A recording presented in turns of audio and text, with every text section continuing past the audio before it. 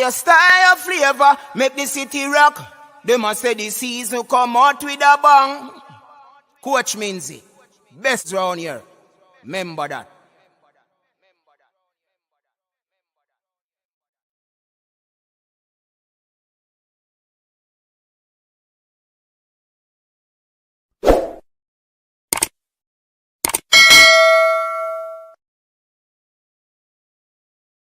Your style and your flavor make the city rock. They must say the season come out with a bang.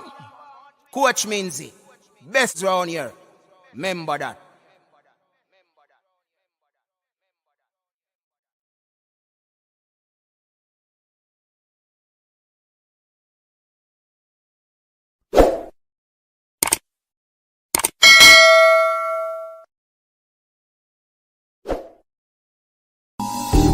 Rich's Roots drink works for menstrual cramps and pain, migraines, fatigue, stress and tiredness, sinusitis, builds immune defense, bloating, enhances male bedroom prowess, and Rich's sorrel roots drink works against all types of cancers and tumors, memory loss, high cholesterol, insomnia, nervous issues, flu, and many other illnesses. For your Rich's Roots drink and Rich's sorrel roots drink, contact us now via WhatsApp at 876-528-9534. Rich's Roots drink and Rich's sorrel roots drink. Rich's, a true Jamaican experience.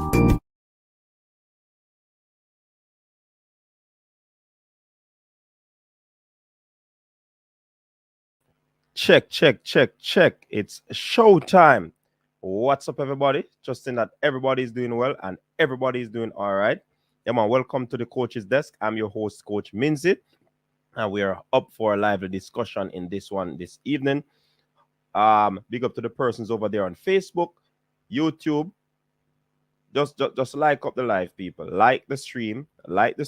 Of course, that's the golden rule, that you like the stream so that it can actually reach far and wide. Yeah, man. We've been having a good week so far. Trust that your week has been good. Yeah, and we're here to discuss football like we normally do. Yeah, man, like we normally do. And again, people, remember, this video is brought to you by Rich's Roots Drink. Yes, Rich's Sorrel Roots Drink. Rich's, a true Jamaican experience. And if you want to get in contact with the Rich's boss, 876-528-9534. You just simply call that number and you get in contact with the person. So, yeah, people, is the under 20 Reggae Boyz our last chance?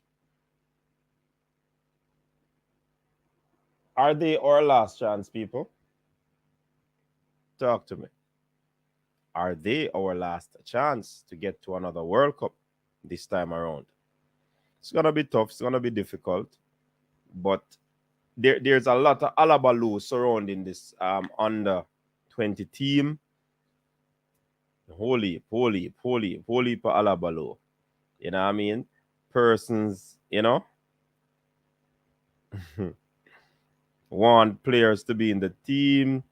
A lot of camps happening. A lot of recommendation taking place. Yeah. So it's certainly one of the teams there with a lot of alabaloo, if you ask me. Yeah. A lot of talk surrounding this national under 20 team. A whole lot of talks. Yeah. And definitely, yeah, fresh. Big up yourself. Definitely. We certainly want to, you know, see the best team go out there, perform, and get some good results in the competition coming up. Like I said, it's going to be tough. However, let's see what will happen. You know, let me hear what you're going to be saying. Also, people, please remember that you can call in. The number to call in is 1-876-474-3000. 3538. That's the number to call in where this is concerned. So, J Dice, big up yourself. J Dice is saying that he's first. Welcome. Check, check, check. Fresh God in the building. Capo, what's up? Hope everything is all right so far. Capo. Yeah, man. Hope everything is all right. One Kino, big up yourself. Welcome. Thanks for tuning in. Yeah, man. As you enter, hit that like button, people. Hit that like button. And certainly, this will go out a far way. Big up to the silent deskers, you know what I mean? Get yourself a Richard's Root drink, people. Like Andrew fly the gate. All right, J Dice, you see me I talk about? Yeah, man, Fresh God, rapid growth of the channel. Yeah, man, we're the 14.4 right now. And we're climbing. Definitely. Yeah, man, 20K soon. Soon. I'm wondering if I should do a watch along for the second day of the World Athletics Championship. Yeah, I'm wondering. I'll think about that one. Jason, big up yourself, Jason. And J Dice is saying sanitize. So Jason is one of the erudite. Big up yourself. Thanks for tuning in. So the phone line is open. You can definitely call in. Ian Campbell, big up yourself. Welcome, Ian. People, I must apologize, Wednesday night or Wednesday evening, yes, when we had the live, I need to go check the phone right now. Because what had happened, people, is that I thought the phone was on the Wi-Fi system. And I see a lot of calls came in.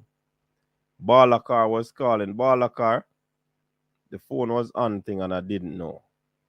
The Wi-Fi was off. So, it's up and running now, so you can definitely call.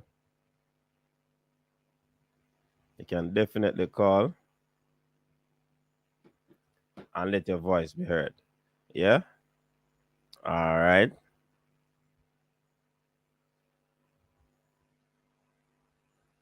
So, Jamaicans who love track and field, just let me know if I should do a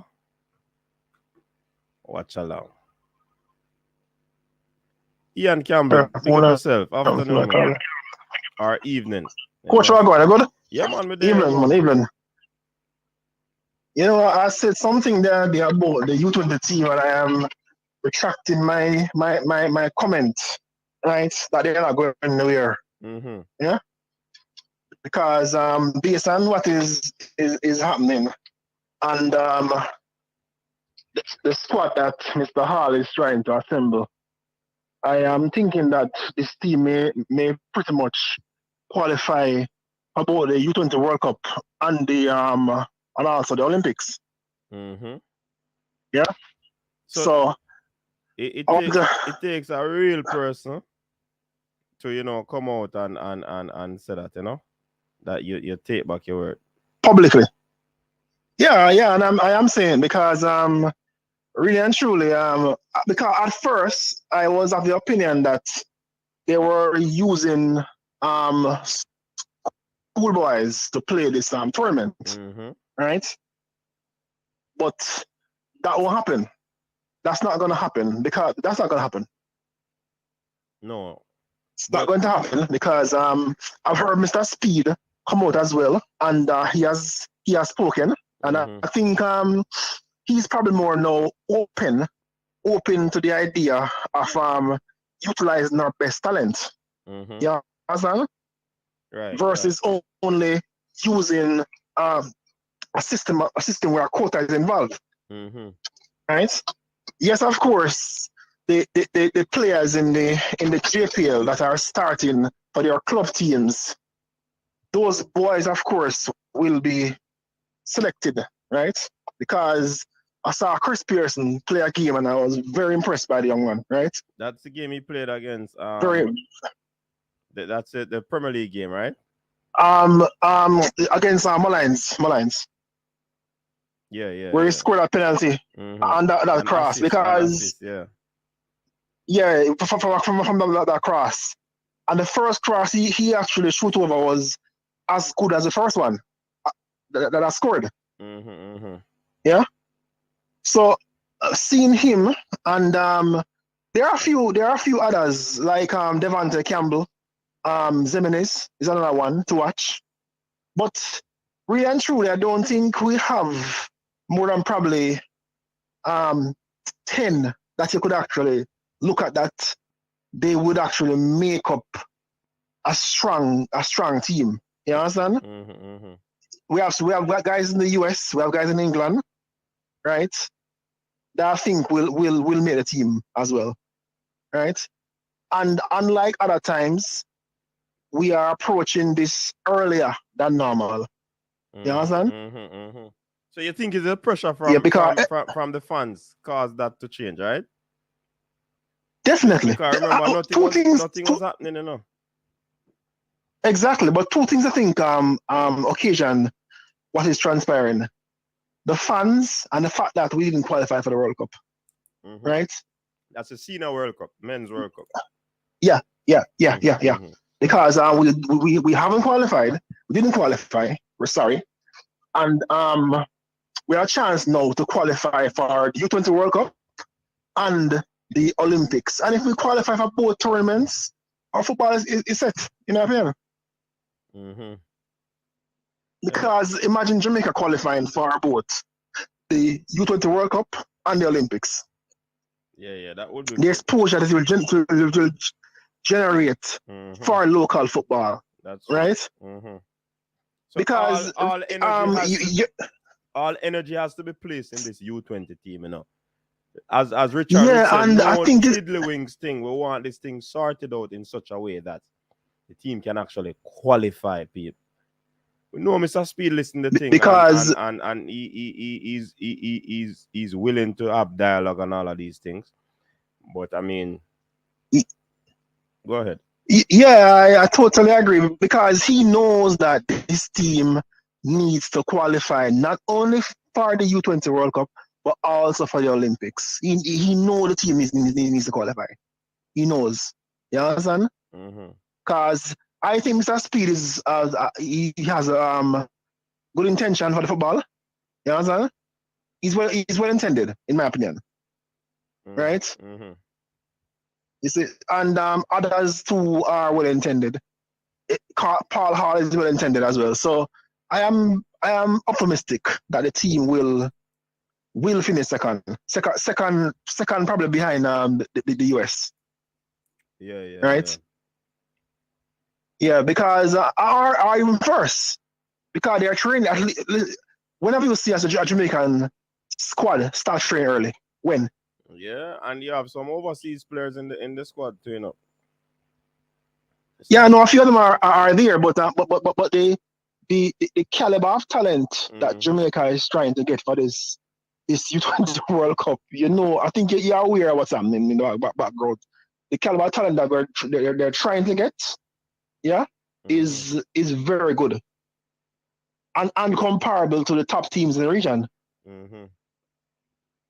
Yeah, so I am expecting a very good tournament from these boys.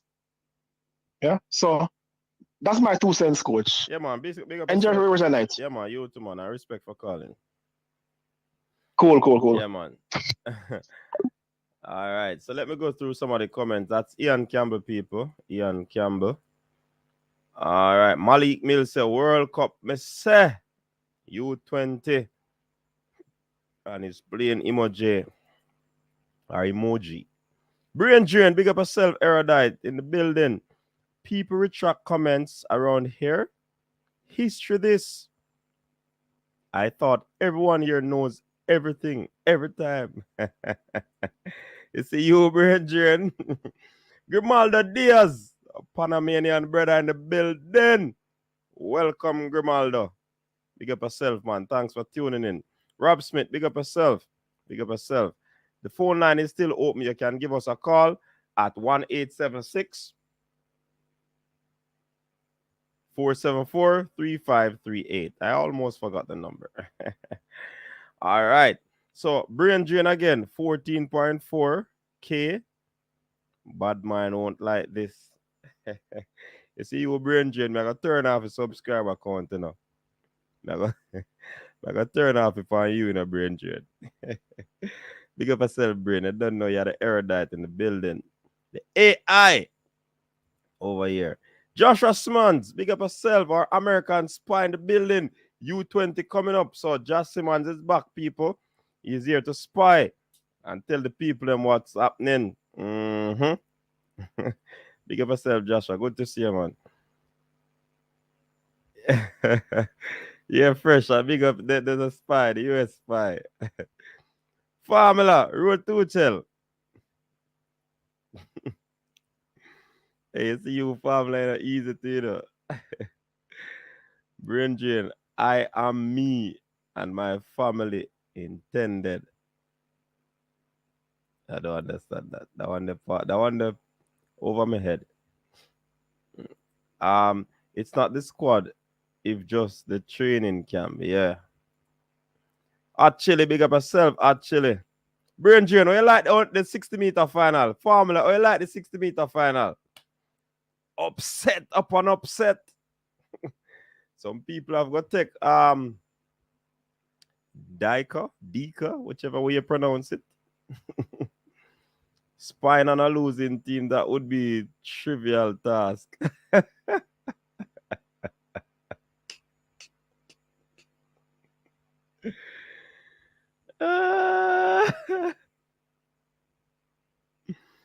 Hey, you see you brain drain. Yeah, sampling the man.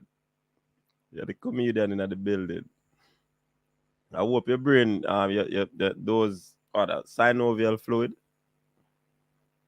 I hope I hope you caught that leak, that cavity. Yeah. Actually, as a coach, JFF, I gonna have to ask God for forgiveness for us to qualify for the World Cup. My word. I see him think formula say. We say they have to ask for forgiveness. Oh my word. That sounds harsh, man. What did they do?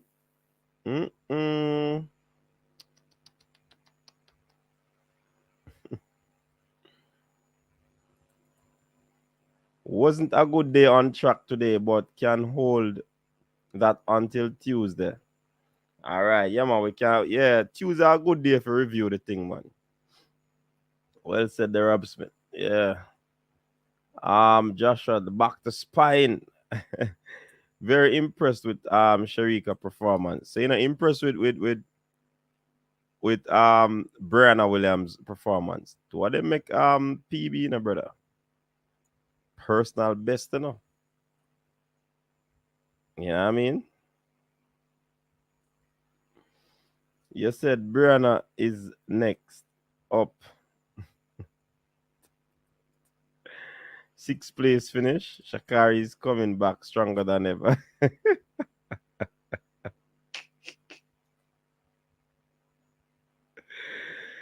Hey.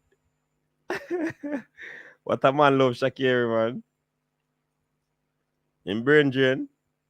Hey, Brain Drain, she's gonna be doing a meet April 9, you know. Would that be after champs or the same weekend as champs? Let us see how that go now. Let us see how that go. Bermuda.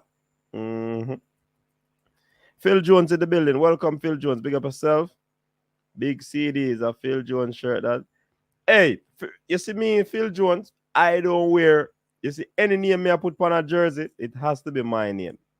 When I put my name on my jersey, seriously. No disrespect to the ballers them, but my name have got on my jersey. You ever see the baller them put on nobody's name on their jersey? Unless it's a sponsor. That's my reasoning still. So You do what you like, you know? What happened to Swoboda? Juice wore off. Hey, brain drain. Seriously, you see from the semifinals, it looked like Swoboda have some issues, you know.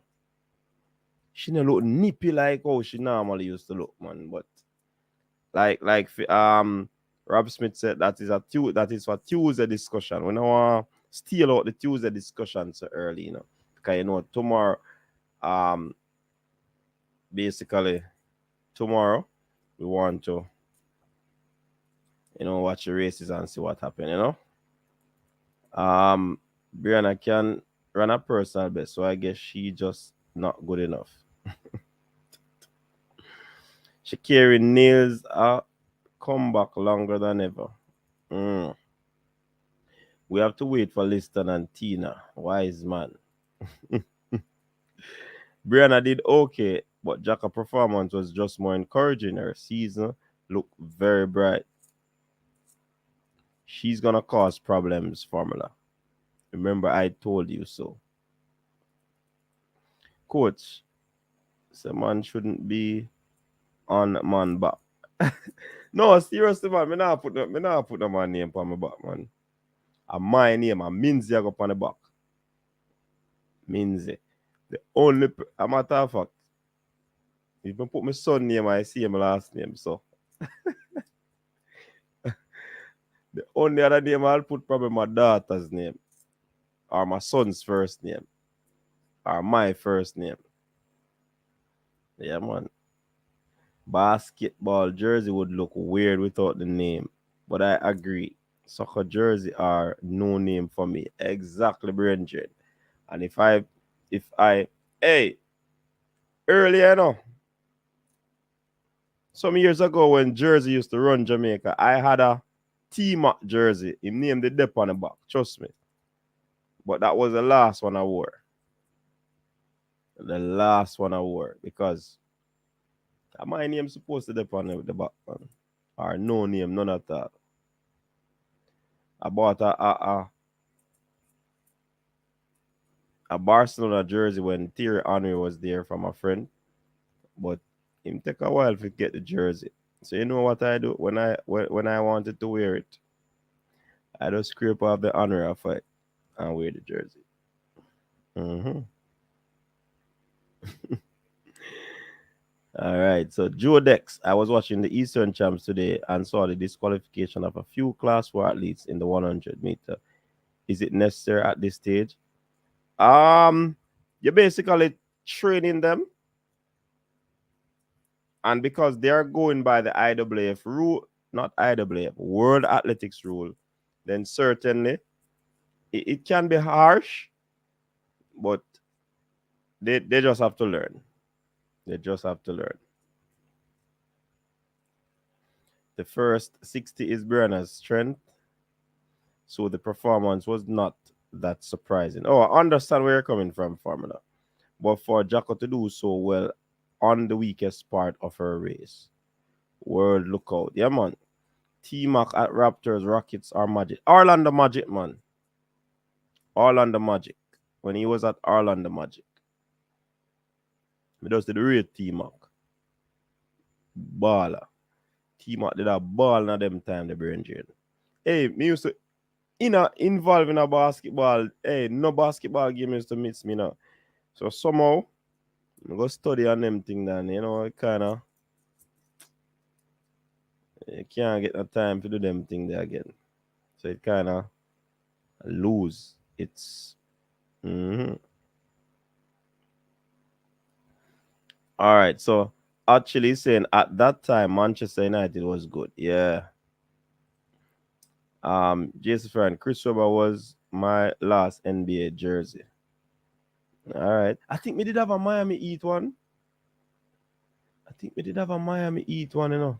Me not certain, but I remember clearly, vividly that jersey, Orlando Magic's jersey, blue and white. Yeah, man, jersey did I run them time that Jamaica. Tajings Thomas Heard Liston targeting World Juniors instead of champs. Can you confirm? Of course, that's the target, Virgin. That's the target. I am not confirming it, but I can say if I were the coach, that's what the objective would have been. Certainly. Yeah, man, when you take on the world, man, the world, everything there, man, yeah. Champs is good enough. Champs develop the competitive edge in you, But at the same time, yeah. But she's gonna be running at Champs. So Champs is one of the objectives, but the greater objective has to be World Juniors. And it's not World Juniors anymore, it's World Under 20 Championship. Caller, good night. This seems to be anonymous. Hi, Coach. Anonymous here. How you doing, man? Yeah, I'm doing fine. Actually, I called earlier in the week. I can't remember which you're on one of the Wednesday weekdays. night. Yes, I must apologize. The phone's Wi-Fi wasn't turned on. I did not know. Oh, I just thought Chad was so entertaining. He didn't want to disrupt the flow. So yeah, I can't remember what I wanted to say on Wednesday, but I guess tonight is the under 20 is the main. Yeah. So from what it looks like, it appears that the process, for this team is going to be done more professional and probably in keeping in what is ideal, what the fans would want to see in terms of it. It looks like it is true that they're going to actually look at a large pool of players, and they started already. So now is March. Would you say that's a good time? Because I think when we spoke, I think it was July. Yeah, man. It starts in June. The latter part of June, close to July. All right, so end of June, and it's Honduras, I guess, is the tournament. I can't remember. Yeah, man. It's the end of June to July, early July. Yeah, so it looks like they're doing the right thing from what I'm hearing.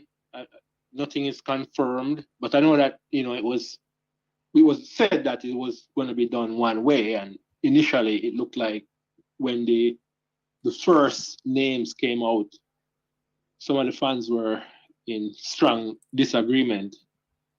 And it kind of goes, I think because most, I think there's a trust issue. So when you have a trust issue, people tend to believe the more corrupted side of the story, right? Because the JFF shady. So when the first names came out, they're like, oh man, it's all these players from one particular club. There must be some bogus and biased thing going on. And I think everyone was kind of upset. But the more information we're getting, it appears that this is just a first wave.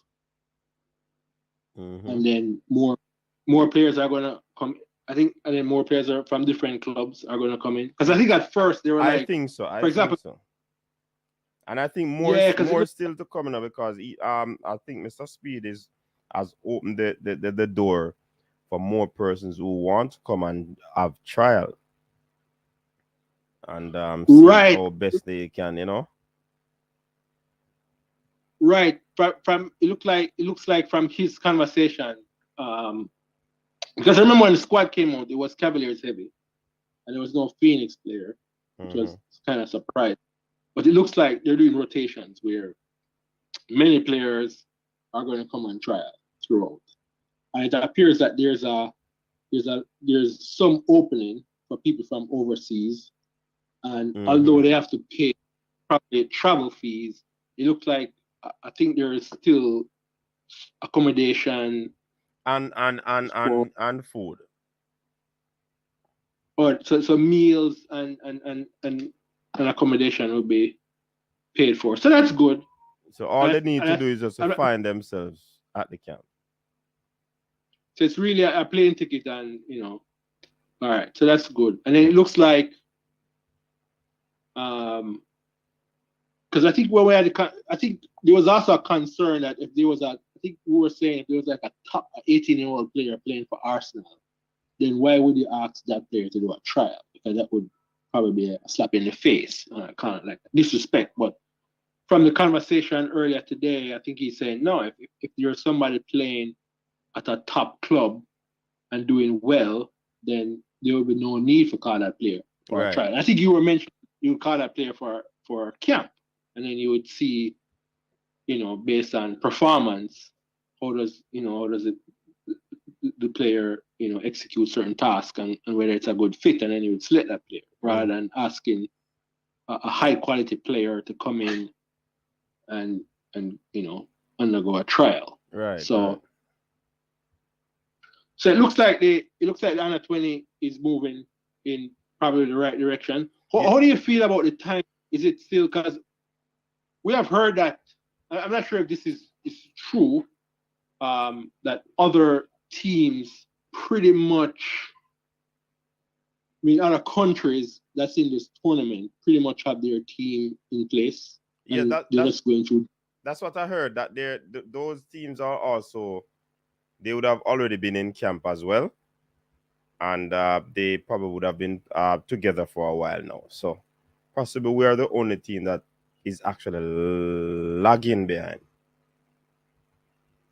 So it's still all right. So there's still some negatives. I know it's kind of so overall in terms of net balance, I don't think there's anything we can really do. But so if there was something that we should be concerned about, what would you think it?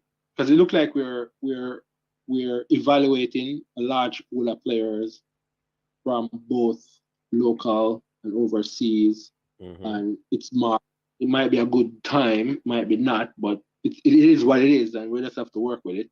It looks like we'd have to start before, and it looks like you're moving towards better quality, because I think one of the concerns were, we're going to use a bunch of high school players when everyone else is playing with professional players, but it looks like it's going to be professionally heavy squad. So if you were to have a concern about going forward about this under 20, what would it be? Or you're at this point you're 100% optimistic? At this point, being that we still have time, the only challenge I would have right now is the lack of game time, because you can have them in camp teaching them the rudiments and all of these things, but they are not putting it into practice. Principle of training is that if you don't use it, you will lose it. Therefore, I believe that even though they are training together, getting the chemistry going because of familiarity and being around each other, you still have to get them in a game sort of situation to see if they are executing whatever you would have been teaching at that camp, or the philosophy or the system that you'd want them to play. Because practice and games, totally two different things. Yeah? Yeah, that's correct. Yeah, you have to have some. So at this point, we just don't have enough information in terms of if we are actually going to have some friendly or practice games prior to the commencement of the tournament. No, we have not heard that. But that is also one of the recommendations that I believe have been making the rounds. They need games. Absolutely, you need games. And then, just going back to the compare and contrast, other countries, if they have, we probably don't know their schedule, and if they have a few teams to play prior to the beginning of this tournament. No, I'm not sure. But as you made mention, remember there is a Phoenix Academy. There is a Mount Pleasant Academy. It's a no-brainer that you just call up these teams and organize a game that the team can actually play these teams, even if they don't play the same age group. But the fact is that they are playing organized, competitive football would also be a good look. Okay, that's what you're saying. And then in terms of a timeline, when do you think the final squad is going to probably be selected? Probably probably 2 weeks or so before 2-3 weeks before the competition starts. Thereabout. So that usually be ideal. Naming the squad is one, but to get them together is another thing. So Okay. again, I'd love for games to be played so that you can And then I'm really not see where players are, what they can do, what they do in certain scenarios and so forth. So it is that. okay. Okay.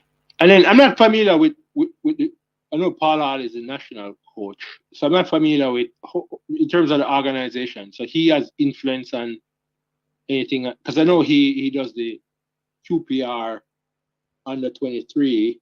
Yeah, So man. Yeah, I therefore, think he you has know, he has a say possibly in the U20. He possibly is overseeing things. Even though there's a head coach, but in this scenario, you'd be possibly the technical mind behind the team, so to speak. So yeah. and then how does the coaching organize? So is it that you get the national head coach is in charge of picking the coaches in the lower age group, or it's totally up to one of Well, the JFF? one time you used to have the assistant of the senior team being the junior team head coach. But it's a Right. different case now. They chose another coach. So it's a JFF really hire that individual. So it's a JFF. So it doesn't. So is there any concern with compatibility issues, or it doesn't really matter? Compatibility If in terms of what? I'm the national coach, would I want the entire football staff at each level to kind of have it eye to eye, right? So in terms of if the philosophy should be the same, right? It should be the And same. and then is this somebody I can trust? So for example, if he's recommending one of the players for the national team, then he can trust the evaluation of that person. Well, the fact is that the coach now, from what we're understanding, is that he has done well in terms of being a youth coach. Yeah. So hence the reason why I think he has been given an opportunity to lead this team. I mean, in the event that there has to be a single philosophy, then I suspect that there would have been dialogue between the two coaches, the senior coach and Okay. the junior coach, obviously. So the coach for the under 20 has some background. He has some experience with this kind of setting. So he has experience with With youths. younger players. Yes. And he's Well, this would be our first. yes, the national I think is his first stint. He is also the coach of one of the Premier League clubs that are doing exceptionally well in the league currently. Oh, that's good to know. But you're saying that he has experience with a particular age group, and Yes. is there any? Yes, he has been coaching that age group from I've known him. He has been with the And St. then- George's College team, assisting Neville Bell and so forth. So yeah, man, he has been around. So I guess the objective for the under 20 is to do well in a tournament, or is to make sure we identify the talented young players and put them in an international setting so that they can kind of, translate or transform or progress into a pool of players that can possibly represent the country. I mean, what would be the main? I know ideally it's all of the above, but what would be the main thing that we're looking for from the under 20? Is it that we're looking to just do well in a tournament and get I don't know I don't know the objectives of the coaches or the federation, but for me, I think it could be more than one thing. Objective, of course, in entering a tournament is to actually do well so you can qualify. So that would I would believe is the main objective. Then another objective would have been players that you're looking for the next generation who would matriculate into the senior team, the 2026 campaign. They have to be making preparations for that. No, can't wait until it's close. So I would suspect that these are some of the things that the under 20 plus, if the under 20 does well, then there is also a room for them to go, some of them to go to the Olympic Games. Yeah. So it's going to be a win-win for all aspects. But of course, a young player coming to hand, joining the national team, looking forward to probably keep this under 20 unit together. So there might be a plethora of variables that possibly they would have had or have as some of their objectives, probably A, objective B, objective C, and the list probably goes on.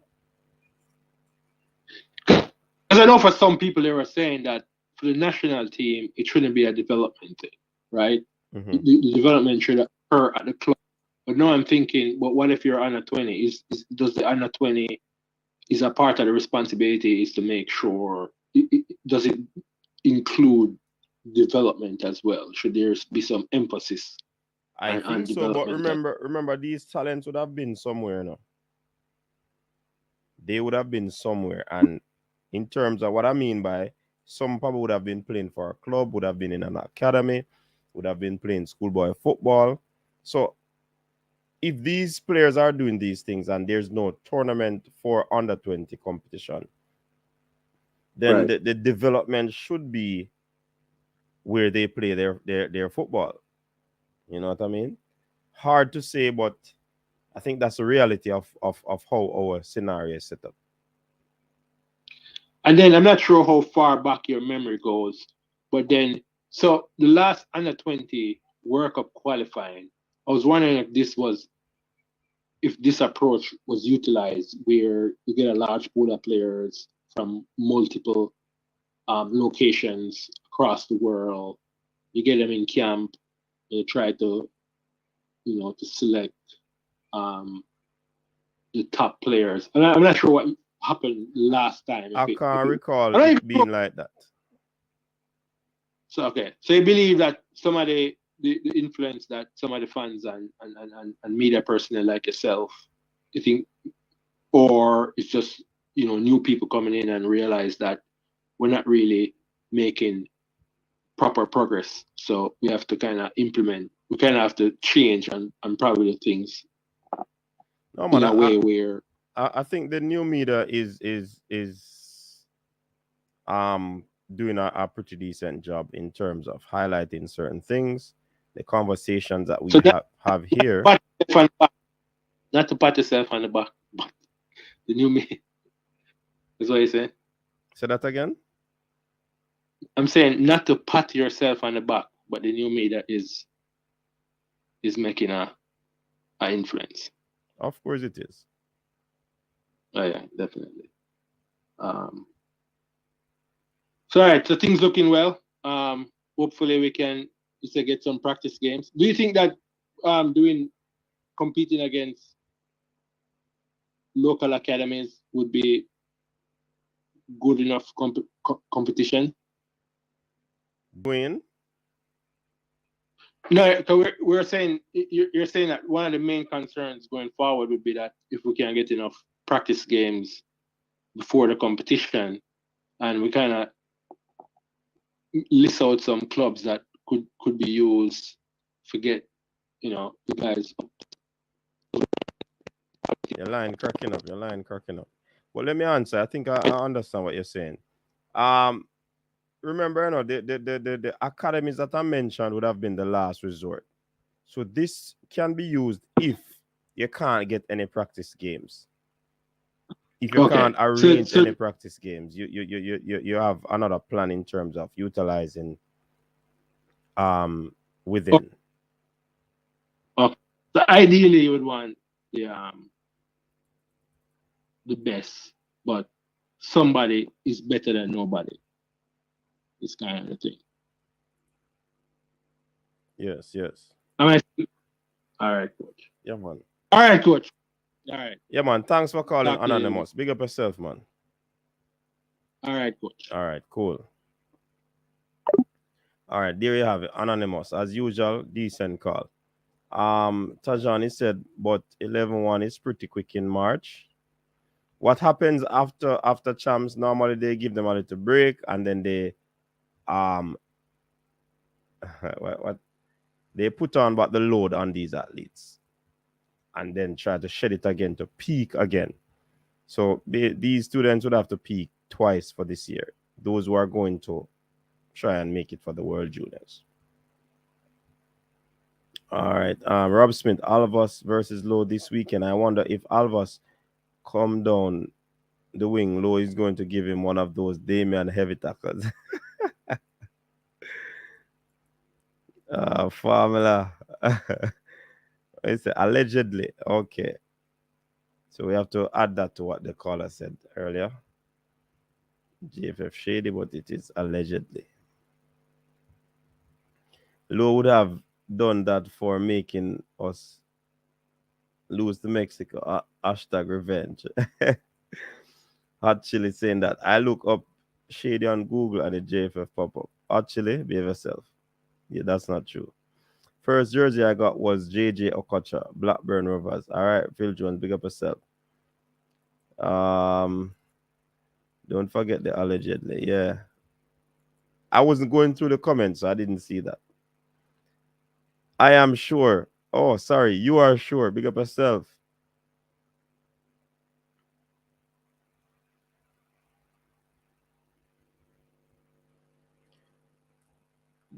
Mr. Speed said today they will play all the 12 JPL teams this time around. So game time is coming. Okay. J. Ross, big up yourself. Big up yourself.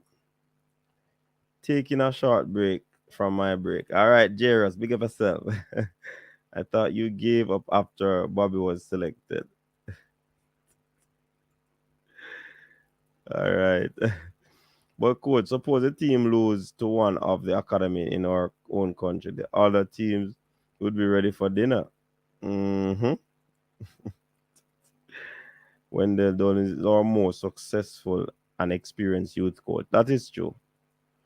Have Tapa or such man ever public speak to the U20 coach? I'm not sure. First, you gotta have to check the comment. Let's hope it's a good one. Carl Campbell, big up yourself. Welcome. Enigma 303, coach got call for the D license coaching course. Any tips? There's no defense and attack. Football is about defending and attacking, you know. You probably need to know about patterns of play and these things. Yeah? You have to know about it. You have to have a philosophy. You have to know how to prepare teams and stuff like that. I would think. I have not done it, you know. But because I would have, let me not say that. The JFF has no excuse for lack of friendlies for the U20. Arrange some practice games with some JPL clubs if we can't get some. That's the point I was making, Formula. JFF is perceived to be shady, I believe. Does perception needs allegedly? I doubt. I'm not sure. I'm not sure. I don't perceive. I don't think it need. Well, we hear from the legal mind. Formula. Does perceived needs allegedly?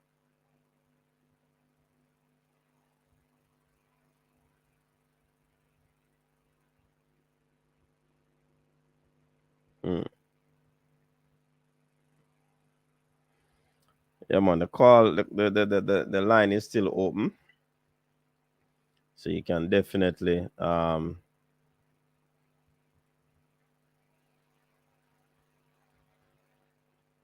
give us a call. It does not. Wise man. All right, sir. All right, sir.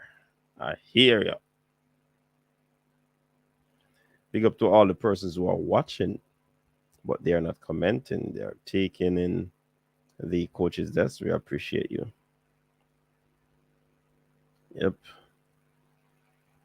So, do we believe that we can get something out of this under 20 competition? We don't want to have falls open because, I mean,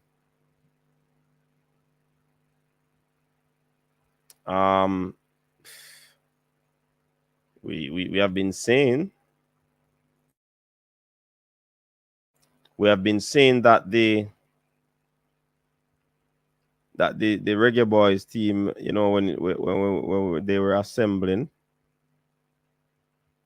you know, that best squad, and you know it never worked out. You know what I mean?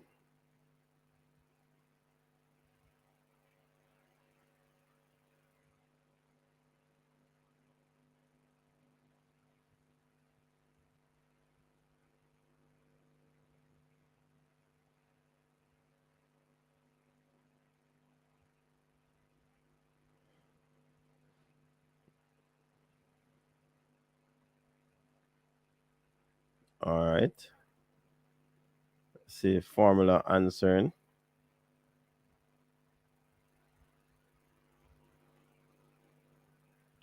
Da, da, da, da. No, it doesn't. But the caller said JFF shady as if it was a fact. Have to err on the side of caution and throw in the allegedly always. Yeah, that's true. So we disassociate coaches desk from that comment. Yes. If we prepare, I think we can. Okay, Rob Smith is saying that once preparation is done, then definitely it can happen. Fresh was saying the U20 team will play the JPL teams as a part of their preparation. Okay. That's not a bad idea. The formula raised that point. It's good to know that it will be happening. Coach, what do you have to say about your Manchester United team? Carl Campbell, is it your first time on the show? Answer that question first before I give my comment. I want to know if it is the first time you're coming on this show.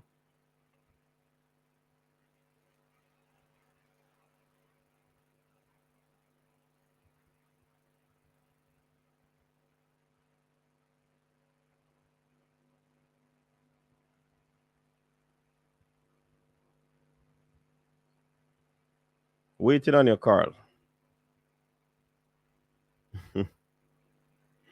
Why are you laughing, Andrew?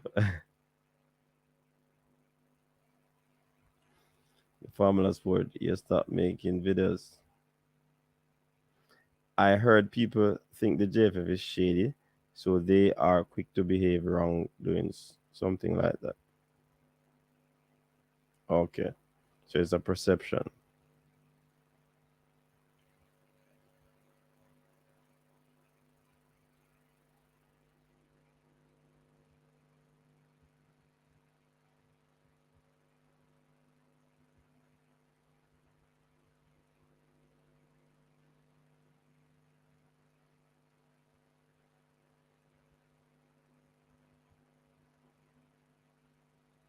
CC, is that you, Carl?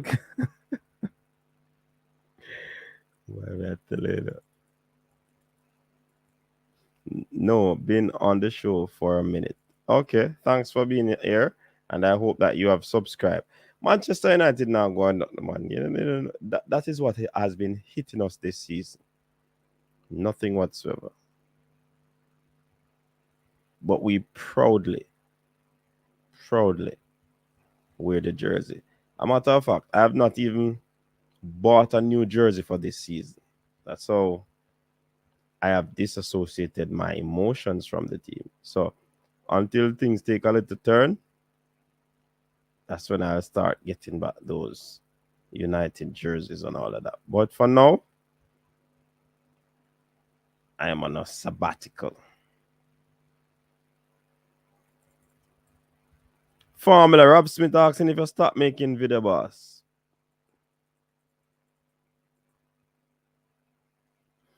Actually saying I personally think it's late to prepare because the other teams are preparing for years and playing against U20 teams. Professional, this could be painful. In fact, I already have my pain pill. Jodex, football has improved vastly in southern and northern Caribbean, Curacao, etc. Why not get organized practice games against these countries? It can happen, Jodex, but that's what I'm saying. What if the federation cannot afford? So there's another option, and that's why we made mention of the playing the local teams. Yeah.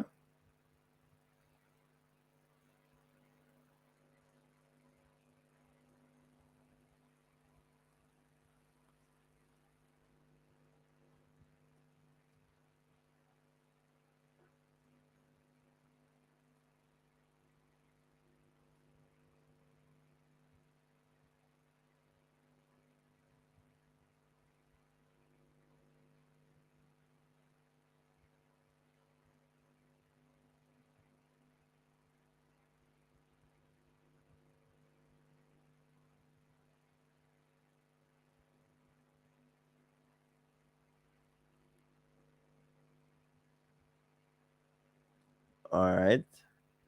Andrew Smith. I'm laughing because it come like you no one answer. No man, you know me I got answer, man. See that you Carl Campbell. No man, not at all. Just been a bit occupied. Soon drop new vids. Okay. Been off for about 2 weeks ago. Alright, Carl Campbell, big up. Brain drain. Been off for about 2 weeks though. Okay. Yes, sir. Hey, the problem, drain problems, people. Remember, Chelsea's in a little problem. So Dre has to be doing a lot of administrative work. Yeah. So you have to see with Dre.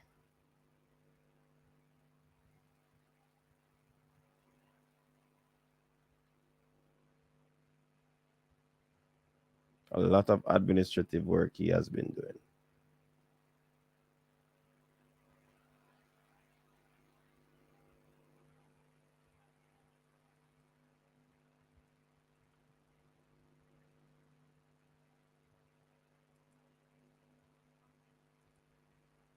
Exactly, coach. No more jersey money for them. You see me as Andrew. Rob Smith, Dre, I'm a general, man. Like a Maggie sabbatical. Yeah. You know what I mean? Brain drain. Long time. Okay, coach, I'm a Liverpool fan. Okay, Liverpool. Oh, you mean Liverpool? Okay. Why would you bother waste your money on a hapless Man United who want to make Pochettino as manager? Hey, we need to block the Pochettino managerial or something there. Can't work. Shouldn't work. Coach appears optimistic about the U20 team and the direction it is going in.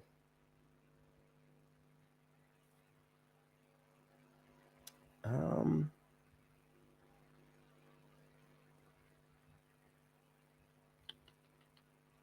hmm. I'm thinking. I'm really thinking. I'll get back to that. I'm the same dude that was giving you love about the new background. Okay. All right, Carl Campbell, big up yourself. Brother, you confuse me because first you said, are you first time? Then now you say, it's 2 weeks. You have been off. Ensure you like up the stream, people. Like the stream. Carl Campbell might be Blake 2.0. Rudiger is not resigning with Chelsea. So will Dre remain a loyal fan? I'm wondering, Uncle Rudiger. Coach, we need Ten Hag as our new man youth. That me say, better we feel with him. Me not Pochettino now, sir. Coach, I want Bailey kill Arsenal a morning.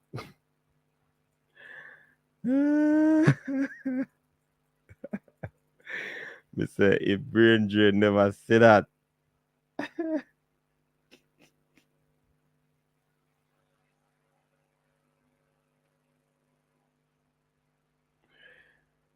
Hypothermia.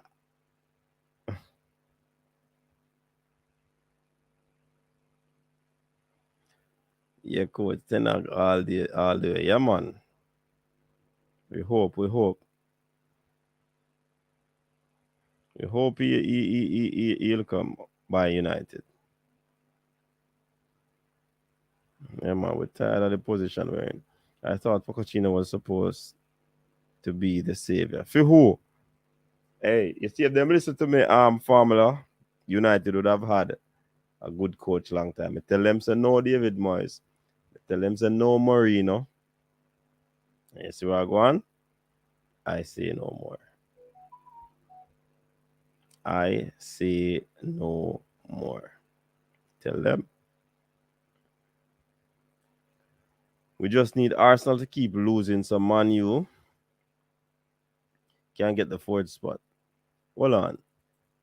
Who Arsenal play that morning?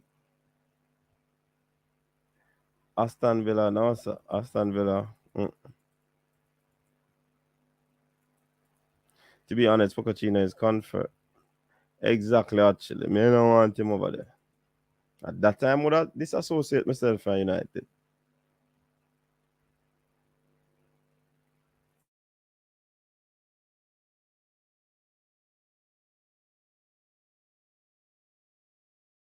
I don't think Bailey will be starting. Man, them wicked, man. I'm brutal.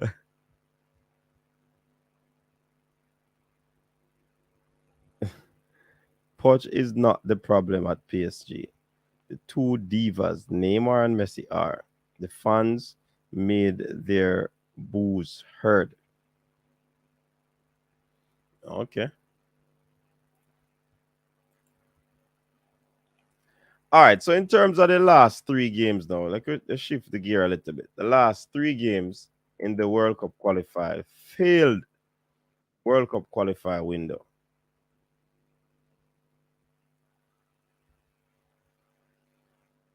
All right. Big up yourself, Obito. So people, I've dropped the link.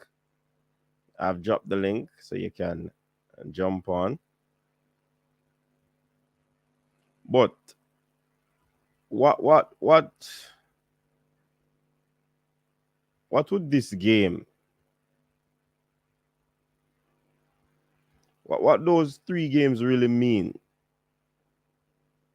to the campaign? Or better yet, the football itself? I'm trying to pin the link. All right, pinned. All right, so the link is pinned. You can always come on. The phone line is still open. 1-876-474-3538. Give us a call if you wish. Cheering loudly from the bench is our known killer. Hey, brain drain. Mind somebody come in the comment section and say your brain a drain, you know. Careful. Shama 103, big up coach. Louis Van Gaal was there too, coach. Yeah, man, I know say he was there. He shouldn't be there in the first place. You can take the manager out of Spurs, but you can't take Spurs out of the manager. Hey, actually, our next one is full of talk, you know, like him on WhatsApp. Yes, man. Definitely. I say your brain a drain.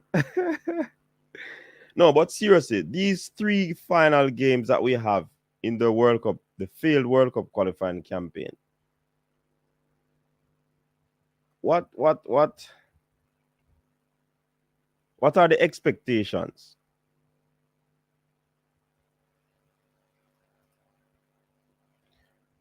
And you're the ones who are going to tell me your expectations. What you really expect from these games. Yeah, man, I'll never switch in a Carl Campbell. I'll never switch, man. Irrespective of what, man. Never switch. Straight United. We drink to that. Remember that this video is brought to you by Richos Roots Drink. Richos Sorrel Roots Drink. Richos. True Jamaican experience. Contact the Richos boss at 876-528-9534. And if you mention Coach's Desk, you see it on Coach's Desk, you will get a discount. I guarantee you.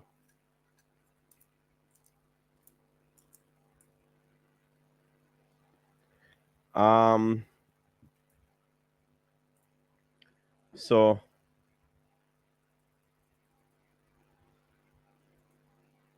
all right, so actually saying think these 3 games can help us see our future. All right, that's a good point. That's a very good point. To see the direction that the team is going. Or is it the last 3 games to really assess the coach? Raf, remember, it's an interim position. He got another 6 games. Will he get the job full time? And will that affect the sort of relationship that he has there in QPR? So these are some of the things that it's not only for the team, the coach is also under scrutiny as well, you know. But I think it's a good point that you make there. Actually, you're going like actually in a night, you know. Actually, you're not going like sweet pepper. So you get the props to them there. Fresh God is saying my expectation is just not to drop in the FIFA ranking. So in other words, Fresh, you're looking for like at least an unbeaten run in this window. Whether it is through draws or let me say drawn games. Not to lose any game per se. To be honest, not to come last. So actually is adding another element to it. Not to come last in the group. Andrew is saying I expect another loss. All right. Rob Smith is saying just watching my country play some ball, no expectations. All right. Carl Smith. Still strong Manchester dominate for a long time. Liverpool time. All right, Carl. Look at my Mike Handler wants to come out, but it is being held back. Any computer, hey, brain drain, you are the computer guru, you know. You say you do AI and them something there, man. How can I get these things sorted out on my system? Because look at that. Look at this brain drain. How can I get it sorted out? Look at my hand. Look at my mic stand. And if I move my hand, it moves. Come on, brain drain. You say you're the technical guru, brain drain. Help me out. Wayne Harris is saying just win, you play to win the game. All right, fair enough. Rob Smith said, oh, the roots look like any tonight. This is the regular one. I have not brought any sorrel one on set as yet, but tomorrow I might bring the sorrel one on set for you to see the sorrel one. Yeah? Yeah, man. This is this one. The regular one. Any. Right now, me I have a long night because I can't go sleep when we drink this. Yeah, man, it has that effect. Um, Lane's right saying that results should be secondary for these last games. It should be about system development in terms of approach. But Lane's right, if that happens and we continue to lose game, remember we have our rankings to protect, you know. So we need to get some positive results in this window. The only tough team we have to play is what? Canada. So we play Costa Rica. Costa Rica is not going to be an easy one. El Salvador, not going to be an easy one. But we should aim for those 6 points. Every time we talk about some points in our window, you know, we get less than it, you know. So we say no points in this window. I mean, if you believe in those fairy tales, you can go ahead with that. But I mean, Lanesra, I think they should aim to win, because it is important to stay or to keep the ranking at a particular place. You know what I mean? Brain Journey say I switch all the time. The people would never buy and sell stocks. Keep a failing stock makes 0 sense to me. Keep a failing stock makes no sense to me. All right, so Brain Journey is saying, oh boy, Coutinho is currently playing his best football. Fit Bailey and Coutinho can kill any big team. Stay strong, Manchester United dominate for a while. Liverpool time. All right, go on, Carl Campbell. I just want to see Bailey to be completely honest. All right, Obito, get the likes of people. Thanks in advance. You hear that? Yes, an unbeaten run, don't lose. Exactly. We want, even though we're looking at systems and development and all of these things, we don't want it to be a case. We don't want it to be a case where we just lose games just to try and fit in a system. Results are important. Results are important. You understand? Obito, so you want to see someone play terrible again? Wow, cause Bailey always play bad for us. It's about like going come face, Andrew. Tennessee, big up yourself. Actually, to have unbeaten run against Canada at home, I would be shocked. Yeah, that is true. But remember, Canada probably would have been in a better position, you know, actually. And unless they will want to do close up the campaign in fine style, do this one for the fans. You know what I mean? So, yeah.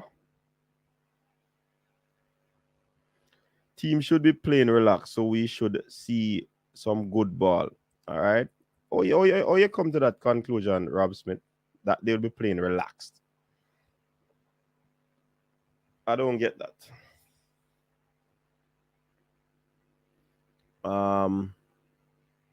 We are only seeing out the World Cup campaign to restore some pride and to help maintain our FIFA standings. And that's what I want us to do, Joe Dex. I don't want us. Hold on. Joe Dex. Dexter your name. So what did Joe find front? Anyways. Jason saying that have in the Tantaria. Which one names are Jason? Let me see Cheney Road, Strongback, Sassy Perla, Blood Whist, Ramon. Ramon. Is it the Ramon, Sassy Perla, Blood Whist, or Strongback you're talking? Or the Cheney Road? Tantaria. What is the Tantaria, Jason? I think you're easy. Disclosure.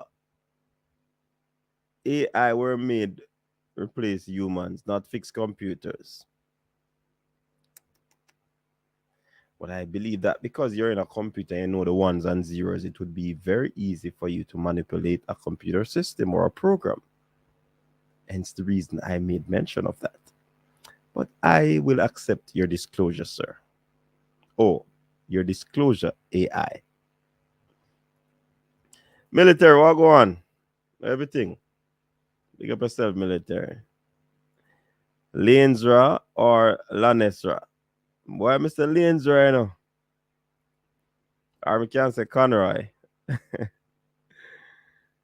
Honduras. Honduras, yeah. Honduras. Honduras will play coach. Should be easy dub. Yeah. How much fans we're having? All right. In terms of the fans, I'm not certain how many fans, but how much a grandstand can hold? I think they're gonna be occupying the entire grandstand area.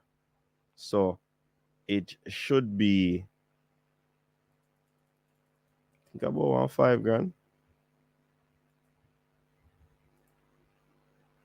It could be. Mm-hmm. Is FIFA ranking a short-term approach? Is this the best approach for 2026? No, no, no, no AI. However, you have to ensure that the FIFA rankings remain intact.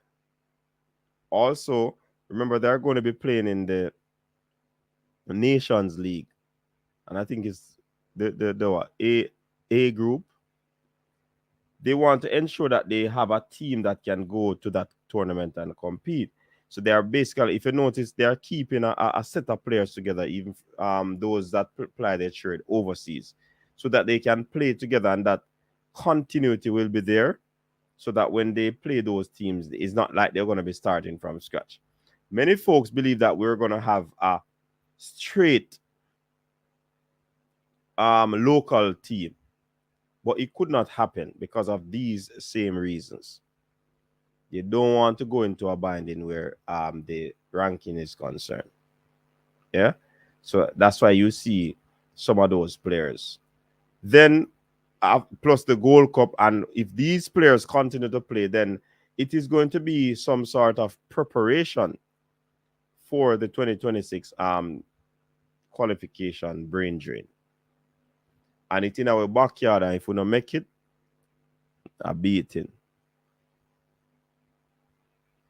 Mm-hmm. Arsenal play good against the small teams. Show those short video on your track reports is plus. I tell you, brain drain, it's a big risk I'm taking right now. Huge risk. But I have a strategy. If they don't, whatever, I'll find a way to,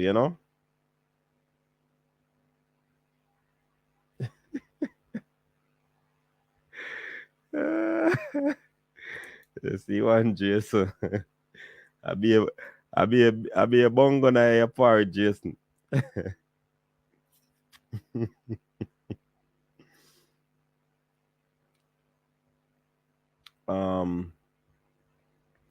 Yes, Brain, I realize that it is actually working, but I'm actually, you know what I had to do, Brain?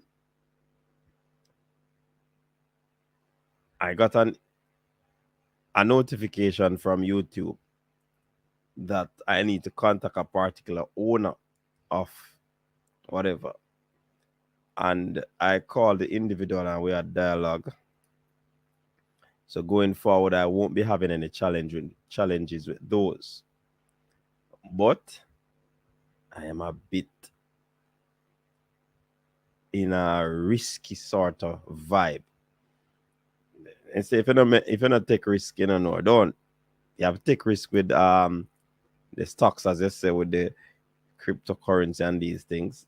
So I take a chance with the coach's desk, So I put them little snippets in there and see if I can be in the amber or the green rather than red. So yeah, I understand it. That's the way forward. Tantarian uppity up 13. Andrew Nicholas is saying he agrees. Travis, what go on? Big up yourself. Travis checking in people. Now we soon. Travis, the other day when they did that call, when we turn on the Wi-Fi, I say all of them missed call them. When the show did that go on Wednesday, yeah man. But you're free to call anytime now. Do you want 100% of the previous players or have a mixture old and new? Yes, certainly you want to have a mixture because some of these players aren't going to be able to bring us to 2026 because of age. You want to keep a young, fairly young squad with experienced players. Yeah, Bailey's about 24, Shamar is 25. Or Bailey's 25. I don't remember. Then you have Jamal Lowe. He can give us another round. You know, players like these or those. So, yeah, man. Travis Pessoa, the warboard, reach now. Father is a Rastaman, you know. Remember, I auntie the fam. I'm full. Okay. So me know the thing then, Jason. But me I thought them way there, you know. Me know the thing, man. Pink watch boss page, yo. No, brain drain. I no use nothing from for them place. Bigger risk me take.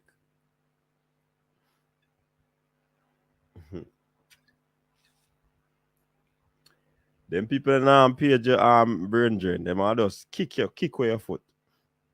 But I have to respect the person. Yeah, man. Respect the person who decided not to throw us away. But you know, we had dialogue and we get the green light, so we're good to go. I just hope that the ones, you know, that I have done, they won't cause any issue. So like I said, it's a risk me take.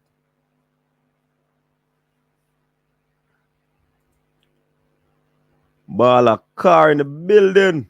Bala car.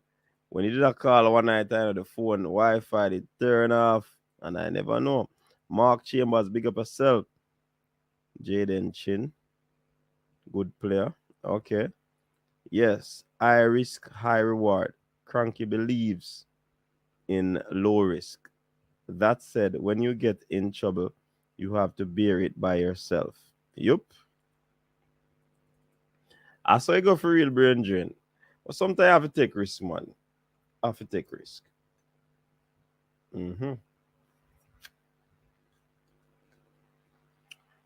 If you don't take the risk, you're not gonna know.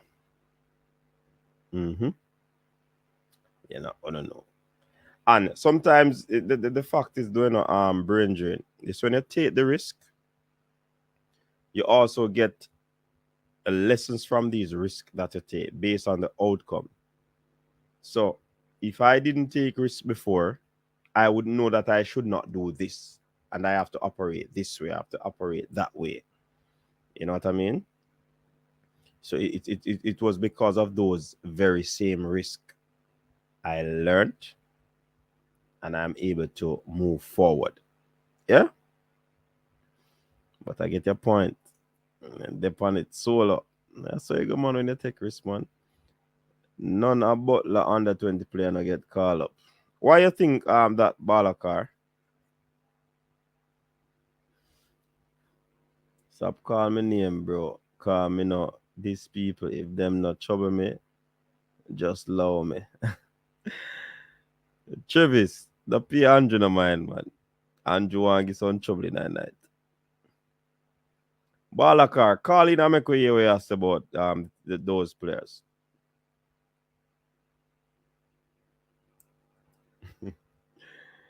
This video is brought to you by Richos. Richos root string people. Tantara. Richos root string. Richos sorrel root string.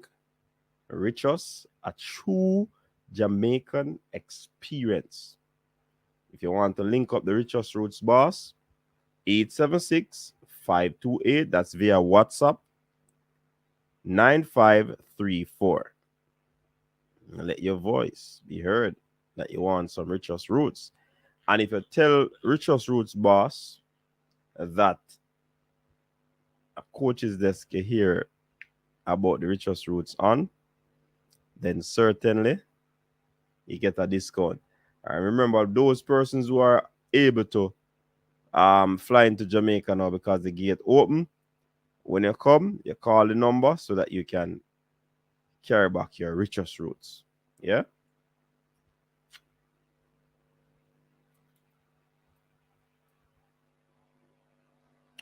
Like up the video, people. Like up the live. Like up the live.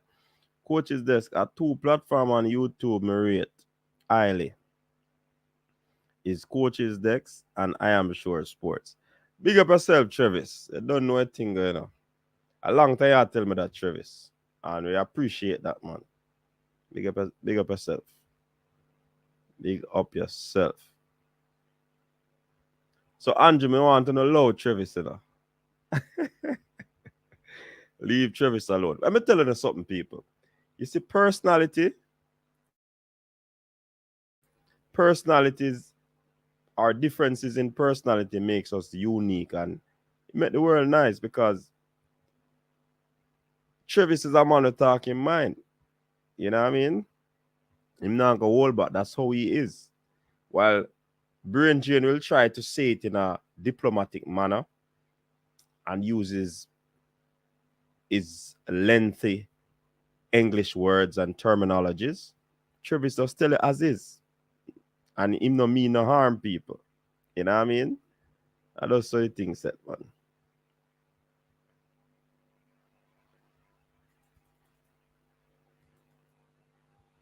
Travis does not believe in turning the other cheek.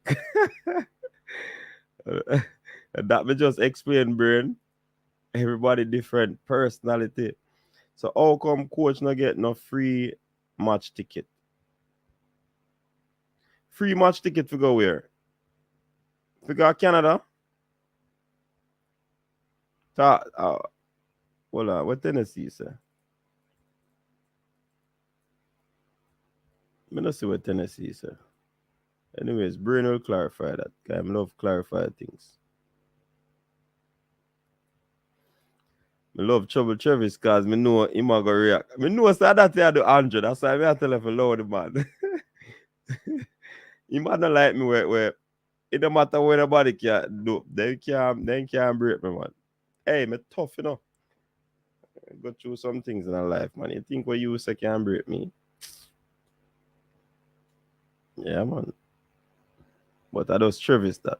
Coach says, me and my friends them are come a Sabana Park on Sunday to watch JPL games. Support my local league. Now the league free up. Yeah. I know. I said the league free up. So what time Sunday match? Let me see.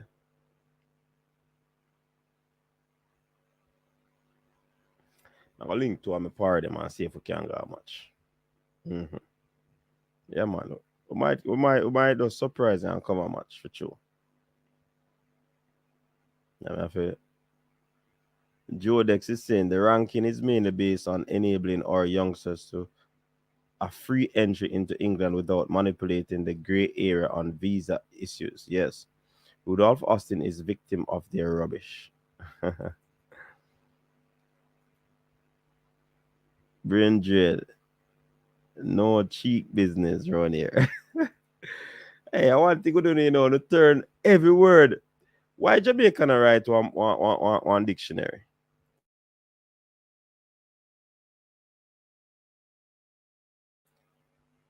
Every word we turn around, I meant Travis, JPL match ticket. Travis have the links. Really? I never know. So just Travis, make you know what go on, man. Balakar, what's up? A long time we don't hear from you, man. What go on, man? Me there, man. Me always watch the show, man. And, when me I say, Craig Butler play them. Me I say, why they not get no call up to a under 20 teams in? Cause Paul, they are now, and I look for the under 20 player them and you know, me here saying see peers so more watch YouTube channel them and then say yo in like how peers look so you good to see peers so in a national It's so team. You like see me? it's so like a my video that you watch though. Me no man. Yeah. Sit there say to man. Me watch as I say me watch everybody program man, you see me? But you know say a coach is this and Mannings man that I am sure and you know say Ryan LFC, you know say them the show they are my show but me I say why never invite even 2 or 3 the Phoenix player them so Paul Hall can see them. Me I hear Power program say probably the last 2 weeks they might look on them. Anytime the Paul Hall gone back overseas man. You see me? And the World Cup qualify them good have done. But you think Paul Hall are gonna go back and them are gonna have games another month here? No man, I say after international break. Oh, after international break. Okay. Yeah, he go gone. So but me I hear them I say boy, I probably last 2 weeks them good have come in and them thing there, you see me? Me just feel say yo we country for us low the foolish and give you them a fair try, you see it? You them But if they're gonna get a and try, if they're gonna get an opportunity, you're saying that because Paul Hall is not gonna be there, that's not gonna be a fair chance for them. Yeah, so Paul Hall I suppose Paul Hall see like whisper, you know say a whisper a big thing. Suppose you see whisper and say, boy, you know the youth in a national program, maybe see you look. You understand? Just like how you see peers so and say, yo, peers so good on them thing there. You see it? You know, man, cause maybe I watch Cataract fan the one program in the day I feel and them thing there. So maybe I watch it live on them thing there. So me hear most I think them from him too, you see me? Like how much your program to same way and them thing there. Good for see so we have to just good level for see our certain support. things. Good for see our support, Qatar. You know I'm a run the Reggae Boyz commentary now, according to what he said. Yeah man. Okay. I must have your big money no man. Me no follow up foolishness, you know man. All right, And so me know good. more all the people they want to show entertaining and things. So more well we have to just back and forth in live up the show, but time and place everything, you see me? Yeah man, for real. So more jump off, and watch the program. But just see a call about the No, but I Phoenix jump player off, them. I don't know how, brother. Cause we don't like that jump off something there, God. Now jump off my program. Nobody can say nothing about this, man. No, man, because when But you me say I say, jump off, it can be a high place there, brother. Cause some whole part things are going. It's stress on the high gas price and them something there. We don't want you jump off or nothing.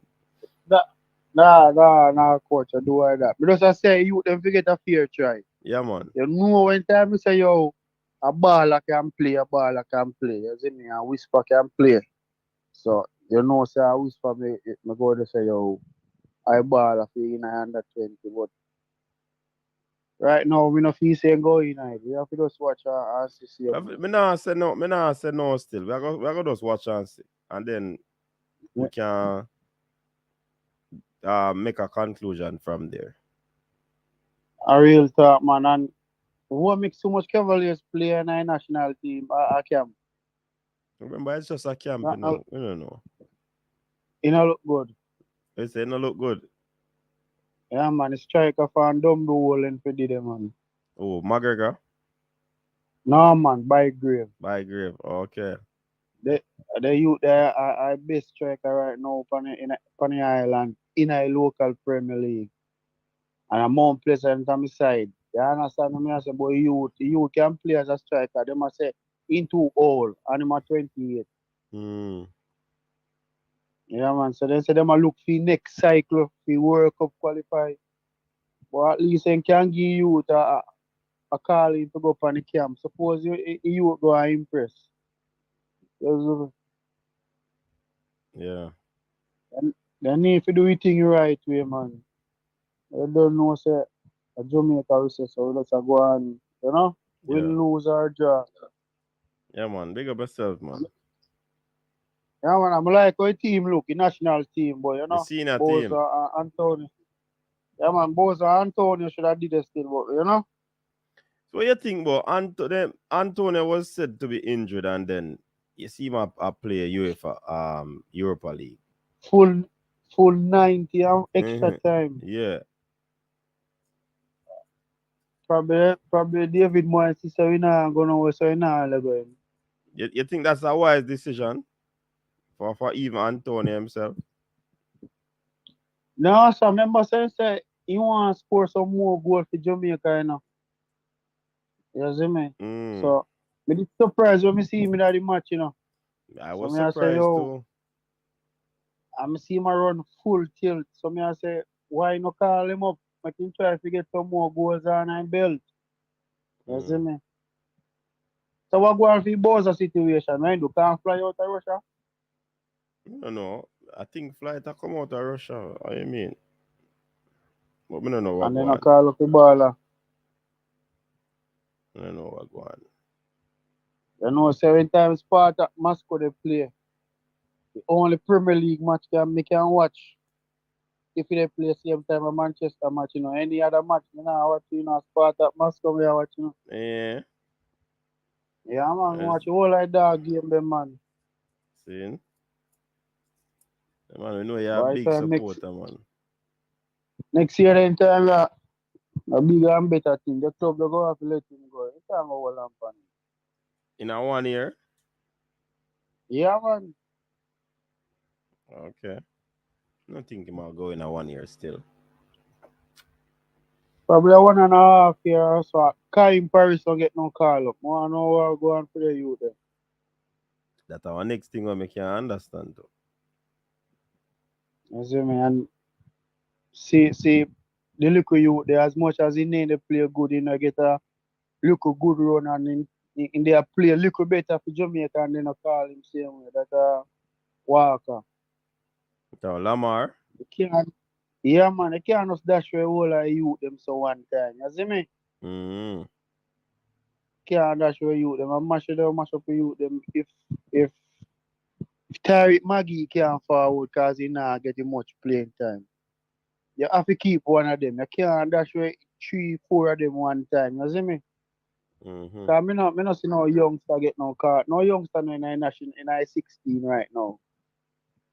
You'd have to say a speedy old youngster. Speedy. Meaning like, you know, Speedy. a speedy old. Remember I said Bailey young, you You know, know. understand? But me get what you say still. You know, Me get what you say. yeah. I mean like local Yeah, man. baller where them But try local bring in I baller will see. get called up in a baller car because from the camp, them are select 8 players. So them will get called up. Yeah, me understand what you say, but what you go do with the player them with the gel with the other player them? At least keep 1 or 2 of them. You understand what I say? Mm. But I'm more one of them in there. You have Bailey, you have you have Low, Pinnock, Greg Lee, and who the on the right?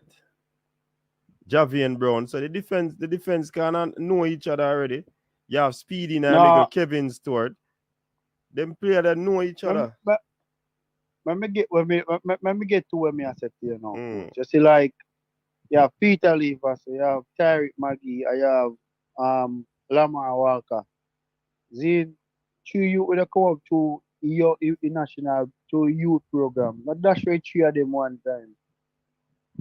See look like Tariq Maggie now get back no call. You see me? Me So not say at that. Me least not keep say that. Remember, rough him. remember, Paul Hall said, initially when him come back and him get the job and he do the first press conference, he said that it has to be players that are playing regularly. So but I know one everybody where they get called up now they play regularly. Who when who when I 16 now play regularly? Jamal Lawrence I get probably 5 minutes sometime and 10 minutes No, sometime. 5 or 10 minutes. He might get probably 20 minutes like a Leon Bailey, but he must score. That are the thing. He's scoring. He has had a few goals in the last few games. Leon Bailey is coming back, but he might get games. Who shall we striker then call up? Andre Gray play and he must score too. Bailey, Low. What the next striker? Roof a play and a score too. Team gone a quarter final. So I think and most of those players know each other. No power forward in our head. Because you still. So you go. So you'd have missed a Shamar Nichols and a something there. And Antonio. Mm-hmm. Remember say Roof and all like them point striker there, you understand? Yeah, man, Roof can play that, man. He can play that. No doubt. Oh. Yeah, man, he's a dead forward, man. He can play number 9. Gray can play number 9. I like how team we rebuild and, you know, some face we always be there, you know. I like how team look. Yeah, man. Yeah. So, anything else you want to add? No, man, we just go on watch the show, you see. All right, big up yourself, Yeah. Balakar. Biggest supporter of Shamar Nichols in this. Balakar. Andres Moses. Big up yourself, Panamanian brother. Welcome to the stream, my friend. Jarvis Paris, big up yourself. Welcome. Jason Ferran said he applaud Balakar for that statement. Yeah, man. A big statement that by Balakar. I must support everybody despite anything, you know. Probably have differences. Rockford, big up yourself. Tough Rudy is saying, on the selfish side of me, Antonio should be in Jamaica, but from a business and professional point, based on the standing for the qualifying stage, with his club is the right thing. Brain Jane is saying, Kaim Paris. It's Kaim Paris, Brain Jane. Is the player many folks want to see? Absolutely, because he's in form, he's playing brilliant, he is a skilled player. People want to see Karim Paris back in the national team. Brian Martin, big up yourself, aka Man of Steel. He's saying Balakar low all a score goal higher. Brain Drain, low scoring support is inclusion. Are you from west or east of the canal? Andres Moyes.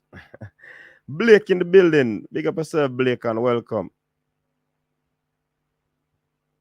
Blake is here, actually. Blake is here. Yeah, man. We call it football, Blake. Football. We call it football. You call it soccer. We call it football. Coach, whatever happened to Blair Turr? Even Blair Turr got, yeah. The ball there a long time. We don't see him. No call up. Boy, I wonder what's happening.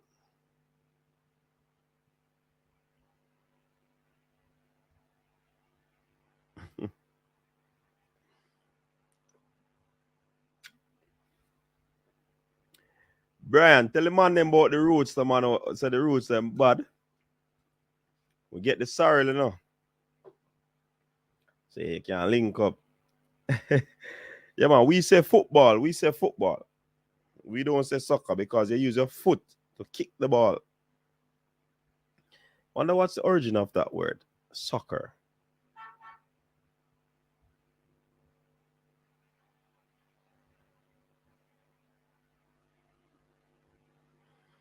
Will Jamaica roll out, you know? Prime Minister fly the gate. Brady plays football. Pulisic plays soccer.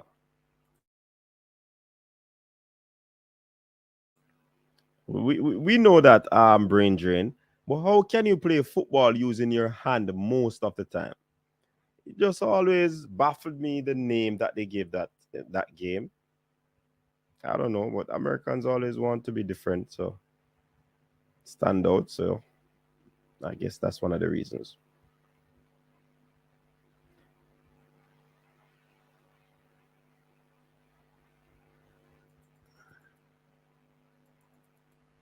Brian is saying, I doubt we'll see Amari Bell and Casey Palmer again. Yeah, I don't think so either. Blair Turgot might be added to that list, Brian. Based on form, I thought Burke would be called with the limited amount of number 9. Yeah. Coach, the roots them are the mats may swing into a few ball and them say it active. I mean, not tell a brethren. Tell you, man. You have the name on the they have the number on the bottle, so you just link up the richest roots boss one and get in them. Say coach's desk and you get discount straight. Speed was on another program and he mentioned there will be several more camps and it will include players from Phoenix. Also, there will be a camp for overseas players. Let's wait and see. Okay, Tuffy, thanks for that update.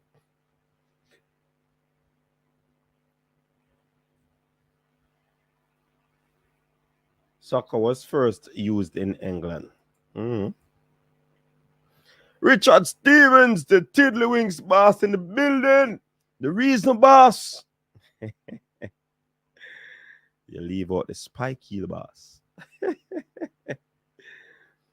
Big up yourself, Richard.